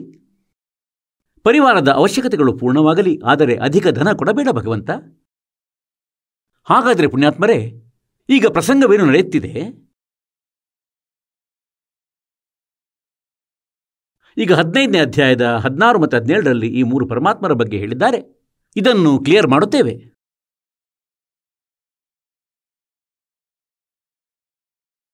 ಅಧ್ಯಾಯ 15ರ ಶ್ಲೋಕ ಸಂಖ್ಯೆ 16 ಮತ್ತು 17ರಲ್ಲಿ. ಅಧ್ಯಾಯ ಸಂಖ್ಯೆ 15, ಇದರಲ್ಲಿ ಇಲ್ಲಿ 16ನೇದು ಇಲ್ಲಿದೆ ಮಂತ್ರ. ದ್ವೌ ಇಮೌ ಪುರುಷೋ ಲೋಕೆ ಕ್ಷರಃ ಚ ಅಕ್ಷರಃ ಏವಚ ಕ್ಷರಃ ಸರ್ವಾಣಿ ಭೂತಾನಿ ಕೂಟಸ್ಥ ಅಕ್ಷರಃ ಉಚ್ಯತೆ. ಈಗ ನೋಡಿರಂತೆ, ಈ ಪ್ರಪಂಚದಲ್ಲಿ ನಾಶವಂತ ಮತ್ತು ಅವಿನಾಶಿ ಕೂಡ ಈ 2 ಪ್ರಕಾರದ ಪುರುಷರೆಂದು ಹೇಳಲಾಗಿದೆ. ಪುರುಷರಿದ್ದಾರೆ. ಪುರುಷ ಅಂದರೆ ಪ್ರಭು. ಇವರು 2 ಪ್ರಕಾರದ ಭಗವಂತರಿದ್ದಾರೆ, ಪ್ರಭುಗಳಿದ್ದಾರೆ, ಸ್ವಾಮಿಗಳಿದ್ದಾರೆ. ಯಾರು ಯಾರು? ಕ್ಷರಪುರುಷ. ಇವನು ಕ್ಷರಪುರುಷ. ಈಗ ಇದನ್ನಂತೂ ಸಂಸ್ಕೃತ ಬಲ್ಲವರು ತಿಳಿಯಬಹುದು. ಈ ಪುರುಷವು ಏನಿದೆ, ದ್ವೌ ಇಮೌ ಪುರುಷೌ ಲೋಕೆ ಕ್ಷರಃ ಚ ಅಕ್ಷರಃ, ಈಗ ಇದರೊಂದಿಗೆ ಸೇರಿಸಿ ಕ್ಷರಪುರುಷ ಮತ್ತು ಅಕ್ಷರಪುರುಷ. ಈಗ ಈ ಲೋಕದಲ್ಲಿ ಈ 2 ಪ್ರಕಾರದ ಭಗವಂತರಿದ್ದಾರೆ, ಕ್ಷರಪುರುಷ ಮತ್ತು ಅಕ್ಷರಪುರುಷ. ಈ ಪ್ರಪಂಚದಲ್ಲಿ ನಾಶ ಹೊಂದುವ ಮತ್ತು ಅವಿನಾಶಿ ಕೂಡ ಕ್ಷರಪುರುಷ ಮತ್ತು ಅಕ್ಷರಪುರುಷ. ಕ್ಷರ ಮತ್ತು ಅಕ್ಷರ, ಕ್ಷರಪುರುಷ ಮತ್ತು ಅಕ್ಷರಪುರುಷ ಇವರು 2 ಪ್ರಕಾರದ ಪುರುಷರು ಅಂದರೆ ಪ್ರಭುಗಳಾಗಿದ್ದಾರೆ. ಮತ್ತು ಇವರ ಲೋಕಗಳಲ್ಲಿ ಎಲ್ಲ ಪ್ರಾಣಿಗಳ ಶರೀರ ನಾಶ ಹೊಂದುವುದು ಮತ್ತು ಜೀವಾತ್ಮ ಅವಿನಾಶಿ ಎಂದು ಹೇಳಲಾಗಿದೆ. ಸರಿ, 17ನೇದರಲ್ಲಿ ಉತ್ತಮ ಪುರುಷತು ಅನ್ಯ ಉತ್ತಮ ಪುರುಷೋತ್ತಮ. ಪುರುಷೋತ್ತಮ ಅಂದರೆ ಉತ್ತಮ ಪುರುಷ, ಶ್ರೇಷ್ಠ ಪರಮಾತ್ಮನಂತೂ ಆ ಮೇಲಿನ ಇಬ್ಬರಿಗಿಂತಲೂ ಯಾರೋ ಬೇರೆ ಇದ್ದಾರೆ. ಪರಮಾತ್ಮ ಇತಿ ಉದಾರಥ, ಅವನನ್ನು ಭಗವಂತನೆಂದು ಹೇಳಲಾಗುತ್ತದೆ. ಅವನೇ ಭಗವಂತನು. ಯಾರು ದುಃಖ ನೀಡದವನು, ಸುಖವನ್ನು ಮಾತ್ರ ನೀಡುವನು, ದುಃಖಗಳ ನಾಶ ಮಾಡುವವನು. ಯಹ ಲೋಕತ್ರಯಂ ಆವಿಶ್ಯ ವಿಭರ್ತಿ. ಅವ್ಯಯ ಈಶ್ವರ. ಅವ್ಯಯ ಅಂದರೆ ಅವಿನಾಶಿ. ಇವನು ಅವಿನಾಶಿ ಪರಮಾತ್ಮನಾಗಿದ್ದಾನೆ. ಉತ್ತಮ ಪುರುಷ ಅಂದರೆ ಶ್ರೇಷ್ಠ ಪರಮಾತ್ಮ. ಉತ್ತಮ ಪುರುಷೋತ್ತಮನಂತೂ ಯಾರೋ ಬೇರೆಯೇ ಇದ್ದಾನೆ. ಅವನು 3 ಲೋಕಗಳಲ್ಲಿ ಪ್ರವೇಶ ಮಾಡಿ ಎಲ್ಲರ ಧಾರಣೆ ಪೋಷಣೆ ಮಾಡುತ್ತಾನೆ. ಪರಮೇಶ್ವರ ಪರಮಾತ್ಮನೆಂದು ಈ ಪ್ರಕಾರ ಹೇಳಲಾಗಿದೆ. ಈಗ ಹೇಗೂ ಇವರು ಅನುವಾದ ಮಾಡಿದ್ದಾರೆ, ಇದರಲ್ಲಿ ಸಾಕಷ್ಟು ಸರಿ ಮಾಡಿದ್ದಾರೆ. ಈಗ ಪುಣ್ಯಾತ್ಮರೇ, ಪ್ರಸಂಗ ಇಲ್ಲಿಂದ ನಡೆಯುತ್ತಿತ್ತು. ಅಂದರೆ ಗೀತೆಯ ಜ್ಞಾನದಾತ ತನ್ನ ಓಂ ನಾಮದ ಒಂದಕ್ಷರದ ಓಂ ನಾಮದಿಂದ ಏನು ಲಾಭವಾಗುತ್ತದೆ ಎಂಬಲ್ಲಿಂದ ಅವನು ಹೇಳ್ತಾನೆ, ಅದು ನನ್ನದಾದಂತಹ ಪರಮಗತಿಯಾಗಿದೆ. ಅವನ ಪರಮಗತಿ ಏನಾಗಿದೆ? ಅದರಿಂದ ಜನ್ಮ ಮತ್ತು ಮೃತ್ಯು ಸಮಾಪ್ತಿಯಾಗುವುದಿಲ್ಲ. ಜನ್ಮ ಮೃತ್ಯು ಆಗುವುದಾದರೆ ಈ ದುರ್ಗತಿ ಮತ್ತೆ ಶುರು, ಈ ದುಃಖ ಮತ್ತೆ ಶುರು. ನಂತರ ಹೇಳಲಾಗಿದೆ ಏನಂದರೆ, ಅವನು ಪೂರ್ಣ ಪರಮಾತ್ಮನು. ಇನ್ನೂ ಬಹಳಷ್ಟು ಸತ್ಸಂಗವನ್ನು ಹೇಳೋದು ಶೇಷವಿದೆ ಪುಣ್ಯಾತ್ಮರೇ. ಆದರೆ ಸಮಯ ಅಧಿಕವಾಗುತ್ತಿದೆ. ಇದಕ್ಕಾಗಿ ಸ್ವಲ್ಪ ಶಾರ್ಟಲ್ಲಿ ಮಾಡುತ್ತೇವೆ. ಉಳಿದದ್ದು ನಾಳೆಯ ದಿನ ಹೇಳುವೆವು. ಈಗ ಮೌಖಿಕವಾಗಿ ಹೇಳುತ್ತೇವೆ ಸ್ವಲ್ಪ. ಗೀತೆಯ ಅಧ್ಯಾಯ ಸಂಖ್ಯೆ 8ರ ಶ್ಲೋಕ ಸಂಖ್ಯೆ 1ರಲ್ಲಿ ಅರ್ಜುನ ಕೇಳ್ತಾನೆ, ಹೇ ಭಗವಂತ, ತಾವು ಅಧ್ಯಾಯ ಸಂಖ್ಯೆ 7ರ ಶ್ಲೋಕ ಸಂಖ್ಯೆ 29ರಲ್ಲಿ ಯಾವ ತತ್ಬ್ರಹ್ಮನ ಬಗ್ಗೆ ಹೇಳಿದಿರಿ? ಅಂದರೆ ಆ ತತ್ಬ್ರಹ್ಮನನ್ನು ಮತ್ತು ಎಲ್ಲ ಆಧ್ಯಾತ್ಮ ಜ್ಞಾನವನ್ನು ಮತ್ತು ಎಲ್ಲ ಕರ್ಮಗಳನ್ನು ಯಾರು ತಿಳಿದುಕೊಳ್ಳುತ್ತಾರೆ ಅವರು ಕೇವಲ ವೃದ್ಧಾಪ್ಯ ಮತ್ತು ಮರಣದಿಂದ ಬಿಡಿಸಿಕೊಳ್ಳುವ ಪ್ರಯತ್ನವನ್ನೇ ಮಾಡುತ್ತಾರೆ. ಈ ಪ್ರಪಂಚದ ಯಾವುದೇ ವಸ್ತುವಿನ ಡಿಮಾಂಡ್ ಅವನು ಮಾಡುವುದಿಲ್ಲ. ಜರ ಅಂದರೆ ವೃದ್ಧಾಪ್ಯ ಮತ್ತು ಮರಣ ಅಂದರೆ ಮೃತ್ಯು. ಪುಣ್ಯಾತ್ಮರೇ, ಇಲ್ಲಿ ಯಾರೋ 90 ವರ್ಷದವರಾಗಿದ್ದಾರೆ. ಒಂದೊಮ್ಮೆ ಅವನ ಶರೀರ ಸ್ವಲ್ಪವಾದರೂ ನಡೆದಾಡಲು ಯೋಗ್ಯವಾಗಿದ್ದರೆ ಹೀಗೆ ಯೋಚಿಸ್ತಾನೆ, ಭಗವಂತ 100 ವರ್ಷಗಳ ತನಕ ಬದುಕ್ತಾರೆ ಅಂದರೆ ಯಾರೂ ಸಾಯಲು ಬಯಸುವುದಿಲ್ಲ. ಈಗ ಮಾತು ಕೂಡ ಸರಿಯಾಗಿದೆ. ಏಕೆ ಜನಿಸಿದ್ದೆವು, ನಂತರ ಸಾಯುವುದೇಕೆ? ನೋಡಿ, ಇಲ್ಲಿ ಎಷ್ಟೊಂದು ವ್ಯವಸ್ಥೆ ಮಾಡಿ ಕುಳಿತಿದ್ದೆವು ನಾವು, ಮತ್ತು ಇಲ್ಲಿ ಇರಲಾರೆವು, 1 ಸೆಕೆಂಡ್ನಲ್ಲಿ ಸಾಯುತ್ತೇವೆ. ಹಾಗಾಗಿ ಈ ಮೃತ್ಯು ಇಷ್ಟವಿಲ್ಲ. ಏಕೆಂದರೆ ನಾವು ಇಂತಹ ಲೋಕದಿಂದ ಬಂದಿದ್ದೇವೆ. ಅಲ್ಲಿ ಸಾಯುತ್ತಿರಲಿಲ್ಲ, ಅಲ್ಲಿ ವೃದ್ಧಾಪ್ಯ ಬರ್ತಿರಲಿಲ್ಲ. ಹಾಗಾಗಿ ಈ ಆತ್ಮಕ್ಕೆ ಆ ವಿಷಯ ಚುಚ್ಚುತ್ತಿದೆ. ಇದಕ್ಕೆ ಹಿಡಿಸುತ್ತಿಲ್ಲ ಈ ಮೃತ್ಯು. ಆದರೆ ಆ ವ್ಯವಸ್ಥೆ ಇಲ್ಲಿ ಇಲ್ಲವೇ ಇಲ್ಲ. ಬ್ರಹ್ಮಲೋಕದಲ್ಲಿಲ್ಲ, ಪರಬ್ರಹ್ಮದ ಲೋಕದಲ್ಲೂ ಇಲ್ಲ, ವಿಷ್ಣು ಬ್ರಹ್ಮ ಶಿವರ ಲೋಕದಲ್ಲೂ ಇಲ್ಲ. ಅವರೂ ಸಾಯುವರು. ಮತ್ತು ಈ ಜರ ಅಂದರೆ ವೃದ್ಧಾಪ್ಯ ಎಲ್ಲಕ್ಕಿಂತ ಭಯಂಕರ ಪೀರಿಯಡ್ ಆಗಿದೆ ಈ ಮಾನವ ಜೀವನದ್ದು. ಯಾರು ವೃದ್ಧರಾಗಿದ್ದಾರೆ ಅವರ ಬಳಿ ಕುಳಿತುಕೊಳ್ಳಿ, ಸ್ವಲ್ಪ ಹೊತ್ತು ಕುಳಿತುಕೊಂಡು ಮಾತನಾಡಿ, ಅವರಿಗೆ ನೆನಪಿಸಿ, ಅವರಿಗೆ ಹೇಳಿ ಏನೆಂದರೆ ತಾವೂ ತರುಣರಾಗಿದ್ರಿ, ಕಣ್ಣೀರು ಬರುವುದವರಿಗೆ. ಮತ್ತು ಈಗ ಏನಿದೆ? ಹೇ ಭಗವಂತ, ನಡೆಯೋಕ್ಕಾಗೋದಿಲ್ಲ, ಏಳೋದಕ್ಕಾಗೋದಿಲ್ಲ, ತಿಂದರೆ ಅಜೀರ್ಣವಾಗುವುದು, ಒಮ್ಮೆ ಕಣ್ಗಳು ಕಾಣುವುದಿಲ್ಲ, ಎಲ್ಲ ಹಲ್ಲುಗಳು ಬಿದ್ದು ಹೋಗಿವೆ. ಹೀಗೆ ಇಂತಹ ಸಮಸ್ಯೆಗಳು ಬರುತ್ತವೆ. ಹಾಗೆ ಹೇಳ್ತಾರೇನೆಂದರೆ, ಅವರು ಕೇವಲ ವೃದ್ಧಾಪ್ಯ ಮತ್ತು ಮರಣದಿಂದ ಬಿಡಿಸಿಕೊಳ್ಳುವ ಪ್ರಯತ್ನವನ್ನು ಮಾಡುತ್ತಾರೆ. ಆ ತತ್ಬ್ರಹ್ಮನಿಂದ ಪರಿಚಿತರಾದವರು, ಅಂದರೆ ಜ್ಞಾನವನ್ನು ಪಡೆದ ತತ್ವದರ್ಶಿ ಸಂತ, ಅವನು ಹೇಳುವನು ತತ್ಬ್ರಹ್ಮನ ಬಗ್ಗೆ. ಹೀಗೆ ಅರ್ಜುನನು 8ನೇ ಅಧ್ಯಾಯದ ಪ್ರಥಮ ಮಂತ್ರದಲ್ಲಿ ಕೇಳಿದ್ದಾನೇನೆಂದರೆ, ಕಿಂ ತತ್ ಬ್ರಹ್ಮ್, ಆ ತತ್ಬ್ರಹ್ಮ ಯಾರು? ಕಿಂ ಆಧ್ಯಾತ್ಮಂ, ಕಿಂ ಕರ್ಮ ಪುರುಷೋತ್ತಮ್. ಈಗ ಏಕೆಂದರೆ ಇವನು ಪುರುಷೋತ್ತಮನೆಂದು ಕೃಷ್ಣನನ್ನೇ ತಿಳಿದಿದ್ದ. ಕೃಷ್ಣ ಹೇಳ್ತಾನೆ, ನನಗಿಂತ ಮೇಲೆ ಇನ್ನೂ ಭಗವಂತರಿದ್ದಾರೆ, ನಾನಂತೂ ಜನ್ಮ ಮೃತ್ಯುವಿನಲ್ಲಿ ಬರುತ್ತೇನೆ. 15ನೇ ಅಧ್ಯಾಯದ 18ನೇ ಶ್ಲೋಕದಲ್ಲಿ ಹೇಳ್ತಾನೆಂದರೆ, ನನಗಂತೂ ಲೋಕವೇದದ ಆಧಾರದಿಂದ ಪುರುಷೋತ್ತಮನೆಂದು ತಿಳಿದಿದ್ದಾರೆ, ನಾನು ಪುರುಷೋತ್ತಮನಲ್ಲ. ಲೋಕವೇದ ಅಂದರೆ ಕೇಳಿ ಹೇಳಿದ ಜ್ಞಾನ. ಅಂತೆಯೇ ಬ್ರಹ್ಮ ವಿಷ್ಣು ಮಹೇಶ್ವರನ್ನು ಅಜರಾಮರರೆಂದು ನಂಬುತ್ತಿದ್ದೆವು ನಾವು. ಅದು ಲೋಕವೇದ ದಂತಕಥೆಯಾಗಿತ್ತು. ಇವರಿಗೆ ಯಾರೂ ತಂದೆ ತಾಯಿಯರಿಲ್ಲ. ಇದು ಲೋಕವೇದವಾಗಿತ್ತು. ಲೋಕವೇದದ ಆಧಾರದಿಂದ ನಾವು ಬ್ರಹ್ಮನನ್ನು ಸುಪ್ರೀಂ ಪವರ್ ಎಂದು ನಂಬಿದ್ದೆವು. ಬ್ರಹ್ಮ ಸ್ವಯಂ ಹೇಳ್ತಾನೆ, ಆ ಪರಮಾತ್ಮನಂತೂ ಬೇರೆ ಯಾರೋ ಇದ್ದಾನೆ, ಅವನ ಪೂಜೆ ಮಾಡೋದರಿಂದ, ಅವನ ಆಶ್ರಯಕ್ಕೆ ಹೋಗೋದ್ರಿಂದ ನಿನ್ನ ಜನ್ಮ ಮೃತ್ಯು ಮತ್ತೆ ಎಂದಿಗೂ ಆಗೋದಿಲ್ಲ. ಹಾಗಾಗಿ ಗೀತಜ್ಞಾನದಾತನು 8ನೇ ಅಧ್ಯಾಯದ 3ನೇ ಮಂತ್ರದಲ್ಲಿ ಹೇಳಿದಾನೆಂದರೆ ಅವನು ಪರಮಾಕ್ಷರ ಬ್ರಹ್ಮನು. ಅವನು ಪರಮಾಕ್ಷರ ಬ್ರಹ್ಮನು. ಅವನು ಎಲ್ಲರ ಮೂಲ ಮಾಲೀಕನು. ಅವನ ಸಾಧನೆಯಿಂದ ಜನ್ಮ ಮೃತ್ಯು ಶಾಶ್ವತವಾಗಿ ನಾಶವಾಗುತ್ತದೆ. ಗೀತೆ ಅಧ್ಯಾಯ 8ರ ಶ್ಲೋಕ 5ರಲ್ಲಿ ಮತ್ತು 7ರಲ್ಲಿ ಗೀತೆಜ್ಞಾನದಾತ ತನ್ನ ವಿಷಯದಲ್ಲಿ ಹೇಳ್ತಾನೆ. ಏನೆಂದರೆ ತನ್ನ ಸಾಧನೆ ಮಾಡುವುದಾದರೆ ನಾನು ಹೇಳಿದ್ದೇನೆ. 8ನೇ ಅಧ್ಯಾಯದ 13ನೇ ಶ್ಲೋಕದಲ್ಲಿ ಏನೆಂದರೆ ನನ್ನದಂತೂ ಒಂದು ಓಂ ಅಕ್ಷರವಿದೆ. ಓಂನ ಜಪ ಮಾಡು, ನನ್ನನ್ನೇ ಪ್ರಾಪ್ತಿಸುವೆ. ಮತ್ತು 8ನೇ ಅಧ್ಯಾಯದ 8, 9, 10 ಈ 3 ಶ್ಲೋಕಗಳಲ್ಲಿ ಆ ಪರಮಾಕ್ಷರ ಬ್ರಹ್ಮನ ಬಗ್ಗೆ ಹೇಳಿದ್ದಾನೆ. ಏನೆಂದರೆ ಅವನ ಸಾಧನೆ ಮಾಡು, ತತ್ವದರ್ಶಿ ಸಂತರಿಂದ ಉಪದೇಶ ಪಡೆದು ನಂತರ ಆ ಪರಮೇಶ್ವರನ ಬಳಿ ಹೊರಟು ಹೋಗುವೆ. ಅಲ್ಲಿಗೆ ಹೋದ ಬಳಿಕ ಹಿಂದಿರುಗಿ ಮರಳಿ ಬರುವುದಿಲ್ಲ. ಅವನ ಮಂತ್ರವನ್ನು 17ನೇ ಅಧ್ಯಾಯದ 23ನೇ ಶ್ಲೋಕದಲ್ಲಿ ಹೇಳಿದ್ದಾನೆ. ಇದರಲ್ಲಿ ಸಾಂಕೇತಿಕ ಶಬ್ದಗಳಿವೆ. 17ನೇ ಅಧ್ಯಾಯದ 23ನೇ ಶ್ಲೋಕದಲ್ಲಿ ಓಂ ತತ್ಸತ್. ಓಂ ಅಂತೂ ಬ್ರಹ್ಮನ ಜಪವಾಗಿದೆ, ಅದು ಒಂದಕ್ಷರದ್ದು. ಮತ್ತು ತತ್ ಇದು ಸಾಂಕೇತಿಕ, ಇದು ಪರಬ್ರಹ್ಮ ಅಕ್ಷರಪುರುಷನ ಜಪವಾಗಿದೆ. ಈ ದಾಸ ಹೇಳುವನು, ಇದನ್ನು ಹೇಳುವ ಮತ್ತು ನೀಡುವ ಅಧಿಕಾರಿ ಬೇರ್ಯಾರೂ ಇಲ್ಲ. ಮತ್ತು 3ನೇದು ಸತ್ ಏನಿದೆ ಅದು ಸಾರನಾಮವಾಗಿದೆ, ಅದು ಪರಮಾಕ್ಷರ ಬ್ರಹ್ಮನ ಜಪವಾಗಿದೆ. ಈ 3 ಮಂತ್ರಗಳಿಂದ ಆ ಪೂರ್ಣ ಮೋಕ್ಷವಾಗುವುದು ಮತ್ತು ಆ ಸ್ಥಾನ ಪ್ರಾಪ್ತವಾಗುವುದು. ಅಲ್ಲಿಗೆ ಹೋದ ಬಳಿಕ ಹಿಂದಿರುಗಿ ಎಂದಿಗೂ ಬರುವುದಿಲ್ಲ, ಪೂರ್ಣ ಮೋಕ್ಷವಾಗುವುದು. ಹೇಳಿ ಸದ್ಗುರುದೇವರಿಗೆ ಸತ್ ಸಾಹೇಬ್. ಪರಮಪಿತ ಪರಮಾತ್ಮ ಪೂರ್ಣ ಬ್ರಹ್ಮ ಇಡೀ ಸೃಷ್ಟಿಯ ರಚನಾಕಾರ, ಕುಲದ ಮಾಲೀಕ ಕಬೀರ ದೇವರ ಅಪಾರ ಕೃಪೆಯಿಂದ ತಾವು ಪರಮಾತ್ಮನ ಅಮೃತವಾಣಿಯನ್ನು ಕೇಳುತ್ತಿರುವಿರಿ.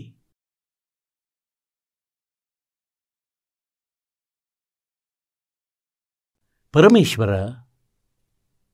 ಕಬೀರ ದೇವರು ಇವರು ಆ ಸುಪ್ರೀಂ ಪವರ್ ಆಗಿರುವರು, ಆ ಪರಮಪಿತ ಆಗಿರುವರು, ಇಡೀ ಕುಲದ ಮಾಲೀಕರಾಗಿರುವರು. ಇವರು ಈ ಇಡೀ ಸೃಷ್ಟಿಯನ್ನು ರಚಿಸಿರುವರು. ಇವರಿಂದಲೇ ಆತ್ಮಗಳಾದ ನಮ್ಮೆಲ್ಲರ ಉತ್ಪತ್ತಿಯಾಗಿದೆ. ನಾವೆಲ್ಲರೂ ಸತ್ಯಲೋಕದಲ್ಲಿ ಇದ್ದೆವು.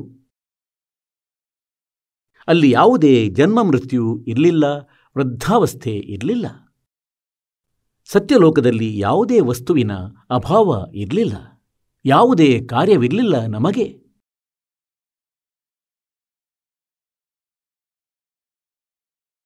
ಅಲ್ಲಿ ಪರಮಾತ್ಮನದ್ದು ಒಂದು ವಿಶೇಷ ಆಸ್ಥೆ ನಮಗಿರುತ್ತಿತ್ತು. ಅಲ್ಲಿ ನಮ್ಮ ಸ್ಥಿರವಾದ ಪರಿವಾರವಿತ್ತು. ಅಲ್ಲಿ ನಮ್ಮ ಬಹಳ ಸುಂದರವಾದ ಮಹಲುಗಳಿದ್ದವು. ಅವೆಲ್ಲವನ್ನು ತ್ಯಜಿಸಿ ನಾವು ನಮ್ಮ ಅಯೋಗ್ಯತೆಯಿಂದ ಈ ಕಾಲನ ಜೊತೆ ಬಂದೆವು. ಈ ಕಾಲಭಗವಂತ ಈ 21 ಬ್ರಹ್ಮಾಂಡಗಳ ಸ್ವಾಮಿಯನಿದ್ದಾನೆ, ಇವನು ಅಲ್ಲಿಯೇ ಇದ್ದನು. ಇವನು ನಮ್ಮ ಸೋದರನು, ಇವನು ಎಲ್ಡರ್ ಬ್ರದರ್ ಆಗಿರುವನು, ನಮ್ಮ ಹಿರಿಯ ಸೋದರನು. ಇವನು ಅಲ್ಲಿ ತಪ್ಪು ಮಾಡಿದ, ಇವನ ಜೊತೆಯಲ್ಲಿಯೇ ನಾವು ತಪ್ಪು ಮಾಡಿದೆವು. ಅದರ ಪರಿಣಾಮ ಸ್ವರೂಪವಾಗಿ ನಾವು ಈ ದುಃಖಮಯ ಸ್ಥಾನದಲ್ಲಿ ಬರುವಂತಾಯಿತು. ಎಲ್ಲಿಯವರೆಗೆ ನಾವು ನಮ್ಮ ಸ್ವಲೋಕಕ್ಕೆ ಹೋಗುವುದಿಲ್ಲವೋ, ಎಲ್ಲಿ ನಾವು ಇರುತ್ತಿದ್ದೆವೋ ಅಲ್ಲಿಯವರೆಗೆ ನಾವು ಇಲ್ಲಿ ಸುಖಿಯಾಗಿರಲು ಸಾಧ್ಯವಿಲ್ಲ. ಮೊದಲಂತೂ ನಮಗೆ ಇಲ್ಲಿ ಇಂತಹ ಶರೀರ ಸಿಕ್ಕಿದೆ, ಇದರಲ್ಲಿ ಸುಖವೆಂಬ ವಸ್ತು ಇಲ್ಲವೇ ಇಲ್ಲ. ಮತ್ತು ಇಂತಹ ಸ್ಥಾನ ಸಿಕ್ಕಿದೆ ಅಂದರೆ ಇಲ್ಲಿ ಯಾವುದೇ ಸುಖ ಎಲ್ಲಿಯೂ ಇಲ್ಲವೇ ಇಲ್ಲ. ಪುಣ್ಯಾತ್ಮರೇ, ನಾವು ಸ್ವಲ್ಪ ವಿವೇಕದಿಂದ ಕೆಲಸ ಮಾಡಬೇಕು. ಪರಮಾತ್ಮ ನೀಡಿದ ಜ್ಞಾನವನ್ನು ಆಧಾರವಾಗಿಸಿ ನಾವು ಆಳವಾಗಿ ಚಿಂತಿಸಿದರೆ ತಾವು ಸುಲಭವಾಗಿ ಅರಿಯಬಹುದು. ಅಂದರೆ ನಾವು ಯಾರಾಗಿದ್ದೇವೆ, ಎಲ್ಲಿಂದ ಬಂದಿರುವೆವು, ಮತ್ತು ಇಲ್ಲಿ ನಾವೇನು ಮಾಡಬೇಕಿತ್ತು ಮತ್ತು ಏನು ಮಾಡುತ್ತಿದ್ದೇವೆ, ನಾವೇನು ಕ್ರಿಯೆಗಳನ್ನು ಮಾಡುತ್ತಿದ್ದೇವೆ, ಇದರಲ್ಲಿ ನಮ್ಮ ವಿವಶತೆ ಹೆಚ್ಚಾಗಿದೆ, ಅಸಹಾಯಕತೆ ಅಧಿಕವಾಗಿದೆ. ಆ ಅಸಹಾಯಕತೆಯಿಂದ ಪ್ರತಿಯೊಂದು ಅವಶ್ಯಕತೆ ಜನ್ಮ ತಾಳುತ್ತದೆ. ಮತ್ತು ಆ ಕಾರಣದಿಂದ ನಾವು ಈ ಮನುಷ್ಯ ಜೀವನದ ಮೂಲ ಉದ್ದೇಶವನ್ನು ಮರೆತು ಈ ಕಾಲನಿಂದ ರಚಿಸಲ್ಪಟ್ಟ ಜಾಲದಲ್ಲಿಯೇ ಸಿಲುಕುತ್ತಾ ಇರುತ್ತೇವೆ. ಪರಮೇಶ್ವರ ಕಬೀರರು ಸ್ವತಃ ಬರುತ್ತಾರೆ. ಅವರು ನಮ್ಮೆಲ್ಲರದ್ದು ತಂದೆಯಾಗಿದ್ದಾರೆ. ಅವರಿಗೇನೆ ನಮ್ಮ ಮೇಲೆ ಆಗುತ್ತಿರುವ ಕಷ್ಟ ನೋವಿನ ಬಗ್ಗೆ ದುಃಖವಾಗುತ್ತದೆ. ತನ್ನದೇ ಸಂತಾನಕ್ಕೆ ಆಗುವ ದುಃಖವನ್ನು ನೋಡಿ ತಂದೆ ತಾಯಿ ದುಃಖಿಯಾಗುತ್ತಾರೆ. ಬೇರೆ ಯಾರೂ ದುಃಖಿ ಆಗುವುದಿಲ್ಲ. ಪುಣ್ಯಾತ್ಮರೇ, ಇಂದು ನಾವು ಎಷ್ಟು ದುಃಖಿಯಾಗಿದ್ದೇವೆ. ಯಾರದೋ ಮಗ ಮರಣ ಹೊಂದಿದ್ದಾನೆ, ಯಾರದೋ ಮಗಳು ವಿಧವೆಯಾಗಿದ್ದಾಳೆ, ಯಾರೋ ಒಬ್ಬ ಕುಂಟನಾಗಿದ್ದಾನೆ, ಯಾರೋ ಒಬ್ಬ ಕುರುಡನಾಗಿದ್ದಾನೆ. ಇಡೀ ಪರಿವಾರಕ್ಕೆ ಪರಿವಾರವೇ ನಾಶವಾಗುತ್ತದೆ, ಯಾವುದೋ ರೋಗದಿಂದ ಅಥವಾ ಯಾವುದೋ ದುರ್ಘಟನೆಯಿಂದ. ಪುಣ್ಯಾತ್ಮರೇ, ಪರಮಾತ್ಮನನ್ನು ದಯಾಳು ಎನ್ನುತ್ತಾರೆ ಮತ್ತು ಪರಮಾತ್ಮ ದಯಾಳುವೇ ಆಗಿದ್ದಾರೆ. ಮತ್ತು ಇಲ್ಲಿಯ ಭಗವಂತನ ಇತಿಹಾಸವನ್ನು ನೋಡಿದರೆ ದಯೆ ಎಂಬ ವಸ್ತುವೇ ಕಾಣುತ್ತಿಲ್ಲ. ಒಬ್ಬ ವ್ಯಕ್ತಿಗೆ ಒಬ್ಬನೇ ಪುತ್ರನಿದ್ದ. ಅವನಿಗೆ ಒಳ್ಳೆಯ ವಿದ್ಯಾಭ್ಯಾಸ ಮಾಡಿಸಿದನು, ಒಳ್ಳೆಯ ಶಿಕ್ಷಣವನ್ನು ಕೊಡಿಸಿದನು, ವಿವಾಹದ ತಯಾರಿ ಆಗುತ್ತಿತ್ತು. ಒಳ್ಳೆಯ ಪೋಸ್ಟ್ HCS ಪೋಸ್ಟ್ಗೆ ಅವನು ನಿಯುಕ್ತನಾದನು, ವಿವಾಹದ ತಯಾರಿ ಆಗುತ್ತಿತ್ತು. ಅದೇ ದಿನ ಆಕ್ಸಿಡೆಂಟ್ನಲ್ಲಿ ಸತ್ತು ಹೋದ. ದುರ್ಘಟನೆಯಲ್ಲಿ ಅವನ ಮೃತ್ಯು ಆಯಿತು. ಪುಣ್ಯಾತ್ಮರೇ, ಇನ್ನೂ ಬಹಳಷ್ಟು ಇಂಥ ಘಟನೆಗಳು ಇವೆ. ಅವುಗಳ ಬಗ್ಗೆ ತಮಗೂ ತಿಳಿದಿದೆ.